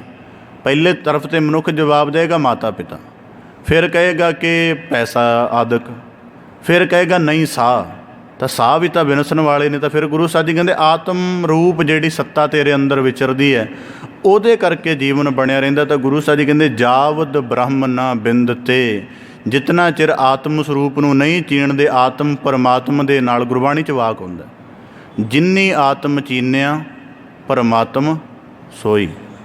ਜਿਨ੍ਹਾਂ ਨੂੰ ਆਪਣੀ ਆਤਮ ਸਰੂਪ ਨੂੰ ਬੁੱਝਣਾ ਆ ਗਿਆ, ਗੁਰਬਾਣੀ 'ਚ ਵਾਕ ਹੈ ਠਾਕੁਰ ਗਾਈਐ ਆਤਮ ਰੰਗ। ਇਹ ਨਾ ਕਹੋ ਕਿ ਮੈਂ ਆਪਣੇ ਮਨ ਨੂੰ ਸ਼ਾਂਤ ਕਰਨ ਲਈ ਬਾਣੀ ਪੜ੍ਹ ਰਿਹਾ, ਇਸ ਤਰ੍ਹਾਂ ਕਹੋ ਕਿ ਮੈਂ ਆਪਣੇ ਆਤਮ ਸਰੂਪ ਨੂੰ ਜਾਣਨਾ ਚਾਹੁੰਦਾ। ਉਹ ਆਤਮ ਸਰੂਪ ਜਿਹੜਾ ਸਭ ਪ੍ਰਕਾਰ ਦੀ ਮੈਲ ਤੋਂ ਰਹਿਤ ਹੈ, ਉਹ ਤੋਂ ਸਦਾ ਹੀ ਨਿਰਮਲ ਰਹਿੰਦਾ ਹੈ। ਉਹਨੂੰ ਜਿਹੜੀ ਮਨ ਦੇ ਮੈਲ ਹੈ ਉਹ ਮਨ ਦੇ ਤਲ 'ਤੇ ਵਿਆਪਦੀ ਹੈ। ਤਾਂ ਗੁਰੂ ਸਾਹਿਬ ਜੀ ਕਹਿੰਦੇ ਜਾਵਦ ਬ੍ਰਹਮ ਨਾ ਬਿੰਦ ਤੇ। ਹੁਣ ਜਦੋਂ ਗੁਰੂ ਨਾਨਕ ਸਾਹਿਬ ਜੀ ਨੇ ਇਹ ਉਪਦੇਸ਼ ਦਿੱਤਾ ਹੈ ਤਾਂ ਉਹਨਾਂ ਦੇ ਜੀਵਨ ਨੂੰ ਹਲੂਣਾ ਆਇਆ, ਵਿਚਾਰਿਆ ਆਪਣੇ ਜੀਵਨ ਨੂੰ। ਹੁਣ ਦੇਖੋ ਜਦੋਂ ਕਈ ਵਾਰੀ ਬੰਦਾ ਇੱਕ ਗਲਤ ਵਿਚਾਰ ਦਾ ਧਾਰਨੀ ਹੋ ਜਾਏ ਤਾਂ ਸਾਰੀ ਜ਼ਿੰਦਗੀ ਉਸ ਵਿਚਾਰ ਦੀ ਪਹਿਰ ਮਤਲਬ ਉਹਦੇ ਉੱਪਰ ਚੱਲਦਾ ਰਹੇ, ਤਾਂ ਜਦੋਂ ਉਹਨੂੰ ਉਹਦੇ ਉਸ ਗਲਤ ਕਰਮ ਤੋਂ ਕੋਈ ਸੁਚੇਤ ਕਰੇਗਾ, ਕੀ ਉਹਦੇ ਅੰਦਰ ਚਿੰਤਾ ਨਹੀਂ ਉਪਜੇਗੀ ਕਿ ਮੇਰਾ ਕਰਮ ਕਿੱਥੇ ਗਿਆ? ਹੈਰਾਨਗੀ ਦੀ ਗੱਲ ਆਏਗੀ ਕਿ ਜ਼ਿੰਦਗੀ ਭਰ ਹਨੇਰਾ ਹੀ ਢੋਂਦੇ ਰਹੇ। ਸ਼ੀਸ਼ਾ ਕਦੀ ਮਤਲਬ ਗੁਰਬਾਣੀ ਵਿੱਚ ਨਾ ਇੱਕ ਗਾਲਬ ਦਾ ਸ਼ੇਰ ਵੀ ਹੈ, ਕਹਿੰਦਾ ਕਿ ਉਹਦੇ ਵਿੱਚ ਉਹ ਕਹਿੰਦਾ ਕਿ ਜ਼ਿੰਦਗੀ ਭਰ ਇੱਕੋ ਹੀ ਭੁੱਲ ਕਰਦੇ ਰਹੇ ਕਿ ਮੈਲ ਚਿਹਰੇ 'ਤੇ ਲੱਗੀ ਸੀ ਅਤੇ ਸਾਫ਼ ਸ਼ੀਸ਼ਾ ਕਰਦੇ ਰਹੇ ਵੀ ਸ਼ੀਸ਼ਾ ਸ਼ਾਇਦ ਮੈਲਾ ਹੈ। ਸਾਡੀ ਦ੍ਰਿਸ਼ਟੀਕੋਣਾਂ ਦੇ ਵਿੱਚ ਦਵੈਤ ਦੀ, ਮਾਇਆ ਦੇ ਭਰਮ ਦੀ, ਅਗਿਆਨਤਾ ਦੀ ਮੈਲ ਸਾਡੇ ਚਿਹਰੇ 'ਤੇ ਹੈ, ਸਾਡੇ ਦ੍ਰਿਸ਼ਟੀਕੋਣ 'ਤੇ ਹੈ, ਅਤੇ ਅਸੀਂ ਨੁਕਸ ਕੱਢਦੇ ਫਿਰਦੇ ਹਾਂ ਸ਼ੀਸ਼ੇ ਦੇ ਉੱਪਰ ਕਿ ਇਹ ਠੀਕ ਨਹੀਂ ਹੈ। ਅਤੇ ਗੁਰੂ ਸਾਹਿਬ ਜੀ ਕਹਿੰਦੇ ਇਸੇ ਪ੍ਰਕਾਰ ਦਵੈਤ ਤਾਂ ਹਿਰਦੇ ਦੇ ਅੰਦਰ ਹੈ। ਇਹੀ ਦਵੈਤ ਜਦੋਂ ਤੁਸੀਂ ਧਰਮ ਗ੍ਰੰਥਾਂ ਦੇ ਉੱਪਰ ਥੋਪ ਦਿੰਦੇ ਹੋ, ਫਿਰ ਆਖਦੇ ਹੋ ਕਿ ਨਹੀਂ ਇਹ ਕਰਮ ਕੇਵਲ ਸਾਡੇ ਲਈ ਹੈ, ਤੁਹਾਡੇ ਲਈ ਨਹੀਂ ਹੈ। ਇਸੇ ਕਰਕੇ ਵੇਦਾਂ ਦੇ ਉੱਪਰ ਜਾਂ ਉਹਨਾਂ ਦੇ ਧਾਰਮਿਕ ਗ੍ਰੰਥਾਂ ਉੱਪਰ ਇੱਕ ਅੰਕੁਸ਼ ਲਗਾ ਦਿੱਤਾ ਸੀ ਕਿ ਇਸ ਨੂੰ ਬ੍ਰਾਹਮਣ ਹੀ ਪੜ੍ਹ ਸਕਦਾ ਹੈ। ਬ੍ਰਾਹਮਣ ਹੀ ਇਸ ਨੂੰ ਖੋਲ੍ਹ ਸਕਦਾ, ਇਹਦੀ ਵਿਚਾਰ ਕਰ ਸਕਦਾ, ਸ਼ੂਦਰ ਨੂੰ ਕੋਈ ਅਧਿਕਾਰ ਨਹੀਂ ਹੈ। ਤਾਂ ਗੁਰੂ ਸਾਹਿਬ ਜੀ ਕਹਿੰਦੇ ਜੇ ਆਤਮ ਸਰੂਪ ਨੂੰ ਜਾਣਦੇ ਹੋਵੋ ਤਾਂ ਇਹਨਾਂ ਵਿਤਕਰਿਆਂ ਨੂੰ ਤੁਸੀਂ ਕੋਈ ਥਾਂ ਦਿਓ ਹੀ ਨਾ, ਇਹਨਾਂ ਵਿਤਕਰਿਆਂ ਨੂੰ ਆਪਣੇ ਜੀਵਨ 'ਚ ਕੋਈ ਐਸਾ ਅਭਿਆਸ ਦਿਓ ਹੀ ਨਾ। ਔਰ ਇੱਕ ਹੋਰ ਗੱਲ ਇਹਦੇ ਵਿੱਚ ਬਰੀਕ ਨੁਕਤਾ ਰੱਖਦਿਆਂ, ਮਤਾ ਕਿਤੇ ਇਹ ਜਾਣ ਲੈਣਾ ਕਿ ਬ੍ਰਾਹਮਣਾਂ ਨੂੰ ਉਪਦੇਸ਼ ਕੀਤਾ ਤੇ ਕੇਵਲ ਉਹਨਾਂ ਲਈ। ਇਹ ਸਮੁੱਚੀ ਧਾਰਮਿਕ ਸ਼੍ਰੇਣੀ, ਚਾਹੇ ਉਹ ਸਿੱਖ ਧਰਮ ਦੀ ਹੈ, ਇਸਲਾਮ ਦੀ ਹੈ, ਬੋਧੀਆਂ ਦੀ ਹੈ, ਜੈਨੀਆਂ ਦੀ ਹੈ, ਸਾਰੀਆਂ ਦੀ। ਔਰ ਇੱਕ ਹੋਰ ਗੱਲ ਹੈ, ਜਿਹੜੀ ਧਾਰਮਿਕ ਸ਼੍ਰੇਣੀ ਕਥਾ ਵਿਚਾਰ ਕਰਨ ਵਾਲੀ ਹੁੰਦੀ ਹੈ, ਲਗਭਗ ਮੇਰੇ ਅਨੁਭਵ ਮੁਤਾਬਕ ਇਹਨਾਂ ਸਾਰਿਆਂ ਦੇ ਅਵਗੁਣ ਵੀ ਇੱਕੋ ਜਿਹੇ ਹੀ ਹੁੰਦੇ ਨੇ, ਇੱਕੋ ਜਿਹੇ ਹੀ ਹੁੰਦੇ ਨੇ। ਜਿਵੇਂ ਦੇ ਬੁੱਧ ਮਤ 'ਚ ਮਿਲਣਗੇ, ਉਵੇਂ ਦੇ ਸਿੱਖ ਮਤ ਦੀ ਧਾਰਮਿਕ ਸ਼੍ਰੇਣੀ 'ਚ ਵੀ ਮਿਲ ਜਾਣਗੇ। ਅਤੇ ਇਸ ਕਰਕੇ ਗੁਰੂ ਸਾਹਿਬ ਜੀ ਕਹਿੰਦੇ ਹਨ, ਜਾਵਦ ਬ੍ਰਹਮ ਨ ਵਿੰਦਤੇ, ਜਿੰਨਾ ਚਿਰ ਆਤਮ ਸਰੂਪ ਦੀ ਵਿਚਾਰ ਨਹੀਂ ਕਰਦੇ, ਉਸ ਨੂੰ ਨਹੀਂ ਚੀਨਦੇ, ਉਤਨਾ ਚਿਰ ਨਿਫਲ ਹੈ ਜਨਮ, ਭਾਵੇਂ ਕਿਤਨੇ ਵੀ ਵੇਦ ਪੜ੍ਹ ਲਏ ਜਾਣ। ਸਾਗਰੰ ਸੰਸਾਰਸ ਗੁਰੂ ਪ੍ਰਸਾਦੀ ਤਰਹਿ ਕੇ। ਕਹਿੰਦੇ ਇੱਕ ਸੰਸਾਰੀ ਦੇ ਅੰਦਰ, ਹੁਣ ਗੁਰੂ ਸਾਹਿਬ ਜੀ ਕਹਿੰਦੇ ਸੰਸਾਰ ਜਿਹੜਾ ਹੈ ਮਤਲਬ ਕਿ ਲਹਿਰਾਂ ਦੇ ਨਾਲ ਭਰਿਆ ਹੋਇਆ ਸਾਗਰ ਵਰਗਾ ਹੈ, ਦੁੱਤਰ ਤਰਿਆ ਜਾਣ ਵਾਲਾ ਨਹੀਂ ਹੈ। ਹੁਣ ਗੁਰੂ ਸਾਹਿਬ ਜੀ ਇੱਥੇ ਇੱਕ ਹੋਰ ਕਹਿ ਰਹੇ ਕਿ ਇੱਕ ਸੰਸਾਰੀ ਹੈ ਜਿਹਦੇ ਮਨ ਅੰਦਰ ਲੋਭ ਦਾ ਆਕਰਸ਼ਣ ਪੈਦਾ ਹੋਇਆ ਗੁਆਂਢੀ ਦੇ ਧਨ ਨੂੰ ਦੇਖ ਕੇ, ਕਿ ਗੁਆਂਢੀ ਦਾ ਧਨ ਮੇਰੇ ਤੋਂ ਅੱਗੇ ਹੈ, ਉਹਦੀ ਦੌਲਤ, ਉਹਦੀ ਇੱਜ਼ਤ ਮੇਰੇ ਤੋਂ ਅੱਗੇ ਹੈ। ਤਾਂ ਉਹਨੂੰ ਪਰਮੇਸ਼ਰ ਦੀ ਬਖਸ਼ਿਸ਼ ਜਾਣਨ ਦੀ ਬਜਾਏ, ਕਿ ਮਤਲਬ ਜਿਤਨਾ ਇਹਦੇ ਕਰਮ 'ਚ ਸੀ ਇਹਨੂੰ ਮਿਲਣਾ ਸੀ, ਇਸ ਗੱਲ ਦੀ ਜਾਣਨ ਦੀ ਬਜਾਏ ਉਹਨੂੰ ਆਪਣੇ ਲੋਭ ਦੇ ਆਕਰਸ਼ਣ ਦੇ ਵਿੱਚ ਕੁਝ ਪਲਟ ਲਿਆ। ਤਾਂ ਹੁਣ ਉਹਦੇ ਲਈ ਕਰਮ ਕਰਨਾ ਸ਼ੁਰੂ ਕਰ ਦਿੱਤਾ, ਅਤੇ ਫਿਰ ਲੋਭ ਦੇ ਵਸ ਹੋ ਕੇ ਪ੍ਰਪੰਚ ਕੀਤਾ, ਠੱਗੀ ਕੀਤੀ, ਕਪਟ ਕੀਤਾ, ਇਹ ਸਾਰਾ। ਤਾਂ ਗੁਰੂ ਸਾਹਿਬ ਜੀ ਕਹਿੰਦੇ ਦੂਜੇ ਪਾਸੇ ਧਾਰਮਿਕ ਸ਼੍ਰੇਣੀ ਦੇ ਵਿੱਚ ਇੱਕ ਦੂਜੇ ਵਿਦਵਾਨ ਦੀ ਵਿਦਵਤਾ ਦੇਖ ਕੇ, ਉਹਦਾ ਜੀਵਨ ਦਾ ਪ੍ਰਭਾਵ ਦੇਖ ਕੇ, ਜਾਂ ਉਹਦੀ ਵਿੱਦਿਆ ਤੋਂ ਲਾਭ ਉਠਾਉਣ ਦੀ ਬਜਾਏ ਮਨ 'ਚ ਇਹ ਧਾਰ ਲਈ ਕਿ ਇਹਦੇ ਨਾਲੋਂ ਵੱਧ ਵਿੱਦਿਆ ਸੰਗ੍ਰਹਿਤ ਕਰਕੇ ਇਹਨੂੰ ਪਿੱਛੇ ਛਟਿਆਉਣਾ ਹੈ। ਤਾਂ ਗੁਰੂ ਸਾਹਿਬ ਜੀ ਕਹਿੰਦੇ ਇੱਕ ਲਹਿਰ ਨੇ ਸੰਸਾਰੀ ਨੂੰ ਠੱਗ ਲਿਆ, ਇੱਕ ਲਹਿਰ ਨੇ ਗਿਆਨੀ ਨੂੰ ਠੱਗ ਲਿਆ। ਫਰਕ ਇਹਦੇ ਵਿੱਚ ਕੀ ਰਿਹਾ? ਇਸ ਕਰਕੇ ਗੁਰੂ ਸਾਹਿਬ ਜੀ ਕਹਿੰਦੇ ਸਾਗਰੰ ਸੰਸਾਰਸਿਓ। ਗੁਰੂ ਸਾਹਿਬ ਜੀ ਕਹਿੰਦੇ ਦੂਜੀ ਗੱਲ, ਸੰਸਾਰੀ ਮਾਇਆ ਦਾ ਦਾਅਵਾ ਕਰਦਾ, ਤੁਸੀਂ ਗਿਆਨ ਦਾ ਦਾਅਵਾ ਕਰਦੇ ਹੋ, ਪਰ ਉਹੀ ਮਾਇਆ ਉਹਦੇ ਅੰਤ ਦੇ ਵਿੱਚ ਕੰਮ ਨਹੀਂ ਆਉਂਦੀ, ਮਤਲਬ ਕਿ ਉਹ ਫਿਰ ਜੀਵਨ ਉਹਦਾ ਬਿਨਸ ਜਾਂਦਾ ਹੈ। ਤੁਹਾਡਾ ਅਰਚਿਤ ਕੀਤਾ ਹੋਇਆ ਗਿਆਨ ਤੁਹਾਨੂੰ ਵਿਕਾਰਾਂ ਤੋਂ, ਹਉਮੈ ਤੋਂ ਮੁਕਤੀ ਨਹੀਂ ਦਿਵਾ ਰਿਹਾ, ਅਤੇ ਇਹਦਾ ਮਤਲਬ ਤੁਹਾਡਾ ਵੀ ਸਾਰਾ ਗਿਆਨ ਵਿਅਰਥ ਰਿਹਾ। ਤਾਂ ਗੁਰੂ ਸਾਹਿਬ ਜੀ ਕਹਿੰਦੇ ਗੁਰ ਪ੍ਰਸਾਦੀ ਤਰਹਿ ਕੇ। ਫਿਰ ਇਹਦਾ ਹੱਲ ਕੀ ਹੈ? ਫਿਰ ਇਹਦਾ ਹੱਲ ਹੈ ਕਿ ਜੇ ਗਿਆਨ ਦੀ ਵਿਚਾਰ ਕਰਨੀ ਹੈ ਤਾਂ ਗੁਰ ਪ੍ਰਸਾਦ ਦੇ ਹੇਠਾਂ ਰਹਿ ਕੇ ਕਰੋ। ਗੁਰਬਾਣੀ ਦਾ ਇੱਕ ਪਾਵਨ ਵਾਕ ਹੈ, ਗੁਰ ਪ੍ਰਸਾਦੀ ਵਿਦਿਆ ਵਿਚਾਰੈ, ਪੜ੍ਹ ਪੜ੍ਹ ਪਾਵੈ ਮਾਨ। ਭਾਵ ਕਿ ਗੁਰਬਾਣੀ ਦੀ ਵਿਚਾਰ ਕਰ, ਧਰਮ ਗ੍ਰੰਥਾਂ ਨੂੰ ਪੜ੍ਹ, ਵਾਚ ਸਮਝ, ਕੋਈ ਗਲਤ ਨਹੀਂ, ਬਹੁਤ ਚੰਗਾ ਕਰਮ ਹੈ। ਪਰ ਇਸ ਨੂੰ ਇਸ ਤਰ੍ਹਾਂ ਪੜ੍ਹ ਕਿ ਪਹਿਲਾਂ ਜਿਵੇਂ ਮੰਨ ਲਓ ਮੈਂ ਧਨ ਕਮਾਉਣਾ ਹੈ, ਤਾਂ ਪਹਿਲਾਂ ਆਪਣੀ ਭੁੱਖ ਬੁਝਾਉਣੀ ਹੈ।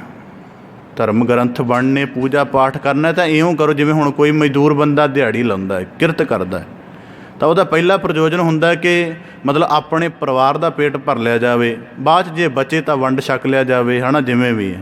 ਤਾਂ ਇਸੇ ਪ੍ਰਕਾਰ ਜੇ ਧਰਮ ਦੇ ਗਿਆਨ ਦੀ ਵਿਚਾਰ ਕਰਨੀ ਹੈ ਤਾਂ ਪਹਿਲਾਂ ਆਪਣੀ ਗਿਆਨਾਤਮਕ ਭੁੱਖ ਪੂਰੀ ਕਰ ਲਈ ਜਾਵੇ, ਪਹਿਲਾਂ ਆਪਣੇ ਮਨ ਨੂੰ ਸਾਧ ਲਿਆ ਜਾਵੇ। ਵੈਸੇ ਵੀ ਗੁਰਬਾਣੀ ਦਾ ਸਾਨੂੰ ਬੜੀ ਸਖਤ ਤਾਕੀਦ ਹੈ, ਪ੍ਰਥਮੇ ਮਨ ਪ੍ਰਬੋਧੈ ਆਪਣਾ, ਪਾਛੈ ਅਵਰ ਰੀਝਾਵੈ। ਦੁਨੀਆ ਨੂੰ ਬਾਅਦ 'ਚ ਪ੍ਰਸੰਨ ਕਰਦੇ ਰਹੋ ਕਿ ਗਿਆਨ ਦੀ ਗੱਲ ਇੰਨੀ ਬਰੀਕ ਹੈ, ਇੰਨੀ ਤਿੱਖੀ ਹੈ। ਪਹਿਲਾਂ ਆਪਣੇ ਜੀਵਨ ਦੇ ਵਿੱਚ ਦੀਰਘਤਾ ਨਾਲ ਸਮਝ ਲਓ ਕਿ ਇਹ ਗੱਲ ਬਣਦੀ ਕਿਵੇਂ ਹੈ। ਇਸੇ ਪ੍ਰਕਾਰ ਗੁਰੂ ਸਾਹਿਬ ਜੀ ਕਹਿੰਦੇ ਸਾਗਰੰ ਸੰਸਾਰਸਿ ਗੁਰ ਪ੍ਰਸਾਦੀ ਤਰਹਿ ਕੇ। ਹੁਣ ਕਿਸੇ ਨਦੀ ਦੇ ਵਿੱਚ ਬਹੁਤ ਸਾਰੀਆਂ ਛੱਲਾਂ ਆ ਰਹੀਆਂ ਹੋਣ, ਮਨੁੱਖ ਤਰਨਾ ਵੀ ਜਾਣਦਾ ਹੋਵੇ, ਪਰ ਪਤਾ ਹੈ ਕਿ ਇਹ ਜਿਹੜੀਆਂ ਛੱਲਾਂ ਨੇ ਇਹ ਮੈਨੂੰ ਵਹਾ ਕੇ ਲੈ ਜਾਣਗੀਆਂ। ਮਤਲਬ ਭਾਵੇਂ ਕਿ ਸੰਸਾਰ ਵਿੱਚ ਕਾਮ, ਕ੍ਰੋਧ, ਲੋਭ, ਮੋਹ, ਹੰਕਾਰ ਦੀਆਂ ਬੜੀਆਂ ਛੱਲਾਂ ਨੇ, ਪਤਾ ਹੈ ਕਿ ਮੈਂ ਆਪਣੇ ਗਿਆਨ ਦੇ ਨਾਲ ਇਹਨਾਂ ਤੋਂ ਪਾਰ ਪੈ ਜਾਵਾਂਗਾ, ਮਤਲਬ ਥੋੜ੍ਹਾ ਬਹੁਤਾ ਵਿਸ਼ਵਾਸ ਹੈ। ਪਰ ਕੀ ਪਤਾ ਕੋਈ ਐਸੀ ਲਹਿਰ ਆਵੇ, ਭਾਵੇਂ 70-80 ਸਾਲ ਗਿਆਨੀ ਬਣ ਕੇ ਗੱਲ ਕੀਤੀ ਹੋਵੇ, ਕੋਈ ਇੱਕ ਵਕਾਰ ਦੀ ਲਹਿਰ ਆਵੇ ਅਤੇ ਸਾਰੇ ਜੀਵਨ ਨੂੰ ਰੋੜ ਕੇ ਲੈ ਜਾਵੇ, ਕੋਈ ਪਤਾ ਥੋੜ੍ਹਾ ਹੈ। ਅੱਜ ਹੋ ਸੁਨਾਓ ਸਮੁੰਦਰ ਮੈਂ, ਕਿਆ ਜਾਣੋ ਕਿਆ ਹੋਏ। ਫਿਰ ਮਨੁੱਖ ਕੀ ਕਰੇ? ਗਿਆਨ ਅਰਜਿਤ ਕੀਤਾ, ਉਹਦੇ ਨਾਲ ਵਿਕਾਰਾਂ ਤੋਂ ਬੜਾ ਬਚ ਬਚਾ ਕੇ ਆਪਣਾ ਦਿਨ ਬਤੀਤ ਕਰ ਲੈਂਦਾ, ਪਰ ਹਰ ਵੇਲੇ ਗਿਆਨ ਸਹਾਇਕ ਨਹੀਂ ਰਹਿੰਦਾ, ਕਿਤੇ ਗਿਆਨ ਦੀ ਸਾਧਨਾ ਵੀ ਡੋਲੇਗੀ। ਫਿਰ ਕੀ ਕਰਨਾ ਪਏਗਾ? ਫਿਰ ਗੁਰ ਪ੍ਰਸਾਦੀ ਤਰਹਿ ਕੇ। ਫਿਰ ਆਪਣੇ ਸਾਰੇ ਯਤਨ ਛੱਡ ਦੇਣੇ ਪੈਣਗੇ। ਇੱਕ ਚੰਗੀ ਬੇੜੀ ਲੈਣੀ ਪਏਗੀ, ਮਜ਼ਬੂਤ ਬੇੜੀ ਲੈਣੀ ਪਏਗੀ, ਉਹਦੇ ਉੱਪਰ ਇੱਕ ਚੰਗਾ ਮਲਾਹ ਲੈਣਾ ਪਏਗਾ, ਉਹਦੇ ਵਿੱਚ ਸਵਾਰ ਹੋਣਾ ਪਏਗਾ, ਭਾਵ ਕਿ ਸਤਸੰਗਤ ਰੂਪ ਬੇੜੀ ਦੇ ਵਿੱਚ ਬੈਠਣਾ ਪਏਗਾ। ਗੁਰੂ ਇਹਦਾ ਮਲਾਹ ਬਣੇਗਾ, ਕਥਾ ਕੀਰਤਨ ਇਹਦਾ ਚੱਪੂ ਬਣੇਗਾ, ਅਤੇ ਫਿਰ ਸੰਸਾਰ ਸਾਗਰ ਦੀਆਂ ਲਹਿਰਾਂ ਤੋਂ ਪਾਰ ਪੈ ਸਕਾਂਗੇ। ਗੁਰ ਪ੍ਰਸਾਦੀ ਤਰਹਿ ਕੇ। ਹੁਣ ਜਿਤਨੇ ਆਪ ਜੀ ਜੁੜ ਬੈਠੇ ਹੋ, ਅਸੀਂ ਕਾਹਦੇ ਲਈ? ਅਸੀਂ ਸਾਰੇ ਗੁਰਪ੍ਰਸਾਦ ਨੂੰ ਹੀ ਤਾਂ ਮਾਣ ਰਹੇ ਹਾਂ। ਇੱਕ ਕੜਾਹ ਪ੍ਰਸ਼ਾਦ ਹੈ ਜਿਹੜਾ ਅਸੀਂ ਲੈਂਦੇ ਹਾਂ, ਮਿਠਾਸ ਹੈ ਉਹਦੇ ਵਿੱਚ ਪੌਸ਼ਟਿਕਤਾ ਸਾਰਾ ਕੁਝ ਹੈ। ਇੱਕ ਗੁਰੂ ਦਾ ਗਿਆਨ ਹੈ ਜਿਹੜਾ ਸਾਡੀ ਆਤਮਾ ਦੀ ਪਿਆਸ ਨੂੰ, ਮਨ ਦੀ ਪਿਆਸ ਨੂੰ ਬੁਝਾਉਂਦਾ ਹੈ ਅਤੇ ਜੀਵਨ ਦੇ ਵਿੱਚ ਸ਼ਾਂਤ ਆਉਂਦਾ ਹੈ। ਹੁਣ ਅਸੀਂ ਬਾਣੀ ਪੜ੍ਹਦੇ ਹਾਂ ਤਾਂ ਉਹਦੇ ਨਾਲ ਇੱਕ ਸ਼ਬਦ ਵਰਤਦੇ ਜੇ ਅਸੀਂ ਸਹਿਜ ਪਾਠ ਕਰ ਰਹੇ। ਹੁਣ ਇਹਦਾ ਮਤਲਬ ਇਹ ਹੈ ਕਿ ਇਹਨੂੰ ਦੋਵਾਂ ਪੱਖਾਂ ਤੋਂ ਵਾਚੋ ਕਿ ਪਾਠ ਕਰਨਾ ਤਾਂ ਕਿ ਜ਼ਿੰਦਗੀ 'ਚ ਸਹਿਜ ਪੈਦਾ ਹੋ ਸਕੇ। ਹੁਣ ਸਹਿਜ ਦਾ ਮਤਲਬ ਕੀ ਹੈ?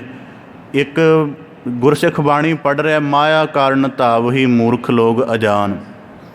ਇੱਕ ਨੇ ਇਹ ਪੰਕਤੀ ਨਹੀਂ ਪੜ੍ਹੀ, ਉਹ ਭੱਜ ਦੌੜ ਕਰ ਰਿਹਾ, ਪੂਰੀ ਦਿਨ ਰਾਤ ਮਰ ਰਿਹਾ, ਪ੍ਰਪੰਚ ਕਰ ਰਿਹਾ, ਛਲ ਠੱਗੀ ਕਰ ਰਿਹਾ, ਕਰੀ ਜਾਵੇ। ਇੱਕ ਇਸ ਨੂੰ ਪੜ੍ਹ ਕੇ ਵੀ ਉਹੀ ਸਾਰੇ ਕਰਮ ਕਰ ਰਿਹਾ। ਇਹਦਾ ਮਤਲਬ ਪਾਠ ਤੇਰੇ ਜੀਵਨ 'ਚ ਅਜੇ ਸਹਿਜ ਨਹੀਂ ਪੈਦਾ ਕਰ ਰਿਹਾ, ਕਿਉਂਕਿ ਪਾਠ ਦੀ ਵਿਚਾਰ ਨੂੰ ਤੂੰ ਆਪਣੀ ਜ਼ਿੰਦਗੀ 'ਚ ਜਨਮ ਨਹੀਂ ਦੇ ਰਿਹਾ। ਤਾਂ ਗੁਰੂ ਸਾਹਿਬ ਜੀ ਇਸੇ ਪ੍ਰਕਾਰ ਕਹਿੰਦੇ, ਗੁਰ ਪ੍ਰਸਾਦੀ ਤਰਹਿ ਕੇ। ਜੇ ਪ੍ਰਸ਼ਾਦ ਦੇ ਲਈ ਹੱਥ ਦੋਵੇਂ ਅੱਡਦੇ ਆ ਤਾਂ ਇੱਕ ਅਰਦਾਸ ਵੀ ਇਹੋ ਜਿਹੀ ਹੋਣੀ ਚਾਹੀਦੀ ਹੈ। ਮੈਂ ਤਾਂ ਅੱਗੇ ਵੀ ਕਈ ਵਾਰੀ, ਬਹੁਤ ਵਾਰੀ ਕਿਹਾ ਹੈ ਕਿ ਕਥਾ ਕੀਰਤਨ ਸੁਣਨ ਤੋਂ ਬਾਅਦ ਇੱਕ ਅਰਦਾਸ ਜਾਂਦੇ ਵਾਰੀ ਕਰਕੇ ਜਾਇਆ ਕਰੋ। ਮੈਂ ਬਾਕਾਇਦਾ ਕਥਾ ਦੀ ਸਮਾਪਤੀ 'ਤੇ ਵੀ ਇਹ ਸ਼ਬਦ ਅਕਸਰ ਕਹਿੰਦਾ ਕਿ ਮਾਲਕ ਜੋ ਸਾਨੂੰ ਗਿਆਨ ਦਿੱਤਾ ਹੈ, ਕਿਰਪਾ ਕਰੀ ਸਾਡੇ ਸਾਰਿਆਂ ਦੇ ਹਿਰਦਿਆਂ ਦੇ ਵਿੱਚ ਵਸ ਜਾਏ ਅਤੇ ਸਾਡਾ ਸਾਰਿਆਂ ਦਾ ਇੱਥੇ ਆਇਆ ਸਫਲਾ ਹੋਵੇ। ਸਕੂਲ ਖੋਲ੍ਹਿਆ ਹੋਵੇ ਨਾ, ਕਰੋੜਾਂ ਰੁਪਏ ਦੀ ਬਿਲਡਿੰਗ ਹੋਵੇ, ਬਹੁਤ ਮਿਹਨਤੀ ਸਟਾਫ ਰੱਖਿਆ ਹੋਵੇ, ਅਤੇ ਜੇ ਉੱਥੋਂ ਦਾ ਰਿਜ਼ਲਟ ਵੀਕ ਹੋ ਜਾਵੇ ਨਾ, ਕਮਜ਼ੋਰ ਆ ਜਾਵੇ, ਪ੍ਰਬੰਧਕਾਂ ਨੂੰ, ਅਧਿਆਪਕਾਂ ਨੂੰ, ਸਾਰਿਆਂ ਨੂੰ ਚਿੰਤਾ ਪੈਦਾ ਹੁੰਦੀ ਕਿ ਕਮੀ ਕਿੱਥੇ ਰਹਿ ਗਈ।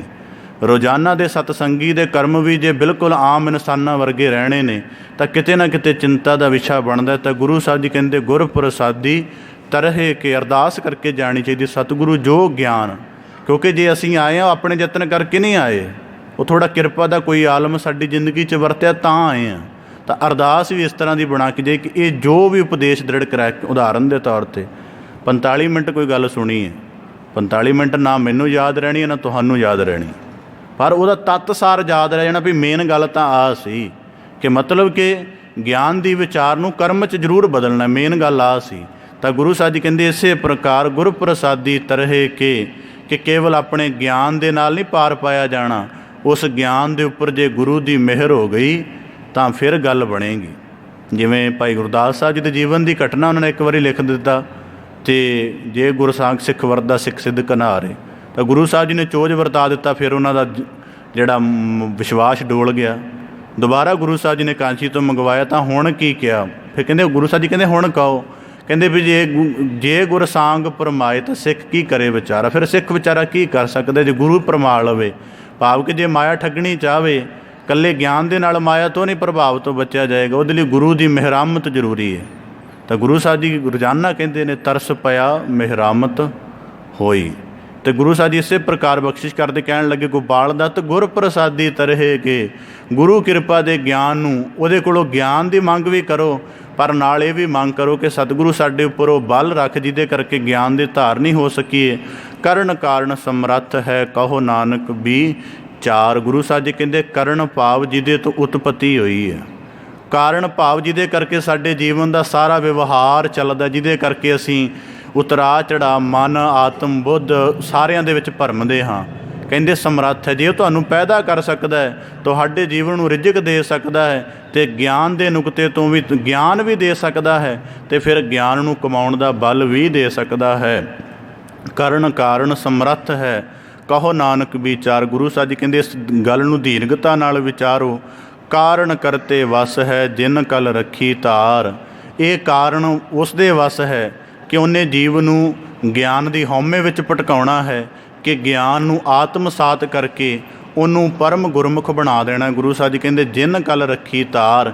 ਇਹ ਸਾਰੀ ਸ਼ਕਤ ਭਾਵ ਕਿ ਜੇ ਗਿਆਨ ਪ੍ਰਗਟਿਤ ਹੁੰਦਾ ਹੈ ਤੇ ਵੀ ਉਸ ਅਕਾਲ ਪੁਰਖ ਦੀ ਕਿਰਪਾ ਕਰਕੇ। ਤਾਂ ਗੁਰੂ ਸਾਹਿਬ ਜੀ ਕਹਿੰਦੇ ਕਾਰਨ ਕਰਤੇ ਵਸ ਹੈ ਜਿਨ ਕਲ ਰੱਖੀ ਧਾਰ। ਇਸ ਕਰਕੇ ਇਹ ਸਾਰਾ ਸਿਲਸਿਲਾ ਜਗਤ ਦੇ ਵਿੱਚ ਅਕਾਲ ਪੁਰਖ ਦੀ ਕਿਰਪਾ ਦਾ, ਉਹਦੀ ਸ਼ਕਤੀ ਦਾ ਵਾਪਰਦਾ ਹੈ। ਇਸ ਕਰਕੇ ਉਹਦੇ ਪ੍ਰਤੀ ਇਸ ਤਰ੍ਹਾਂ ਦਾ ਵਿਨੈ ਭਾਵ ਰੱਖੋ, ਇਸ ਤਰ੍ਹਾਂ ਦਾ ਬੇਨਤੀ ਭਾਵ ਰੱਖੋ ਕਿ ਸਾਡੇ ਅੰਤਰ ਹਿਰਦੇ ਦੇ ਸਾਰੇ ਵਿਕਾਰ ਨਿਵਰਤ ਹੁੰਦੇ ਜਾਣ, ਅਤੇ ਸਾਡਾ ਜਨਮ ਜਿਹੜਾ ਹੈ ਉਹ ਇਸ ਤਰ੍ਹਾਂ ਦੇ ਬਾਹਰੀ ਫੋਕਟ ਕਰਮ ਕਾਂਡਾਂ ਵਿੱਚ ਵਲੀਨ ਹੋ ਕੇ ਗ੍ਰਸਤ ਹੋ ਕੇ ਨਾ ਭਰਮੇ। ਫਿਰ ਇਸ ਪ੍ਰਕਾਰ ਗੁਰੂ ਨਾਨਕ ਸਾਹਿਬ ਜੀ ਦੂਜੇ ਸ਼ਲੋਕ ਦੁਆਰਾ ਉਹਨਾਂ ਸਾਰੇ ਪੰਡਤ ਜਨਾਂ ਨੂੰ ਉਪਦੇਸ਼ ਦੇ ਕੇ ਫਰਮਾਉਂਦੇ ਹਨ ਕਿ ਗਿਆਨ ਨੂੰ ਵਿਚਾਰੋ, ਪਰ ਗਿਆਨ ਦੀ ਵਿਚਾਰ ਨੂੰ ਆਪਣੇ ਜੀਵਨ ਦੇ ਵਿੱਚ ਵੀ, ਅਮਲ ਦੇ ਵਿੱਚ ਵੀ ਪਲਟਾਓ, ਤਾਂ ਕਿ ਉਹੀ ਗਿਆਨ ਤੁਹਾਡੇ ਜੀਵਨ ਦਾ ਵਰਦਾਨ ਬਣ ਜਾਏ। ਗੁਰੂ ਕਿਰਪਾ ਕਰੇ ਪਾਵਨ ਸ਼ਬਦ ਦਾ ਭਾਵ ਉਪਦੇਸ਼ ਸਾਡੇ ਸਾਰਿਆਂ ਦੇ ਹਿਰਦੇ ਅੰਦਰ ਵਸ ਜਾਏ, ਸਾਰਿਆਂ ਦਾ ਇੱਥੇ ਆਇਆ ਸਫਲਾ ਹੋਵੇ ਜੀ।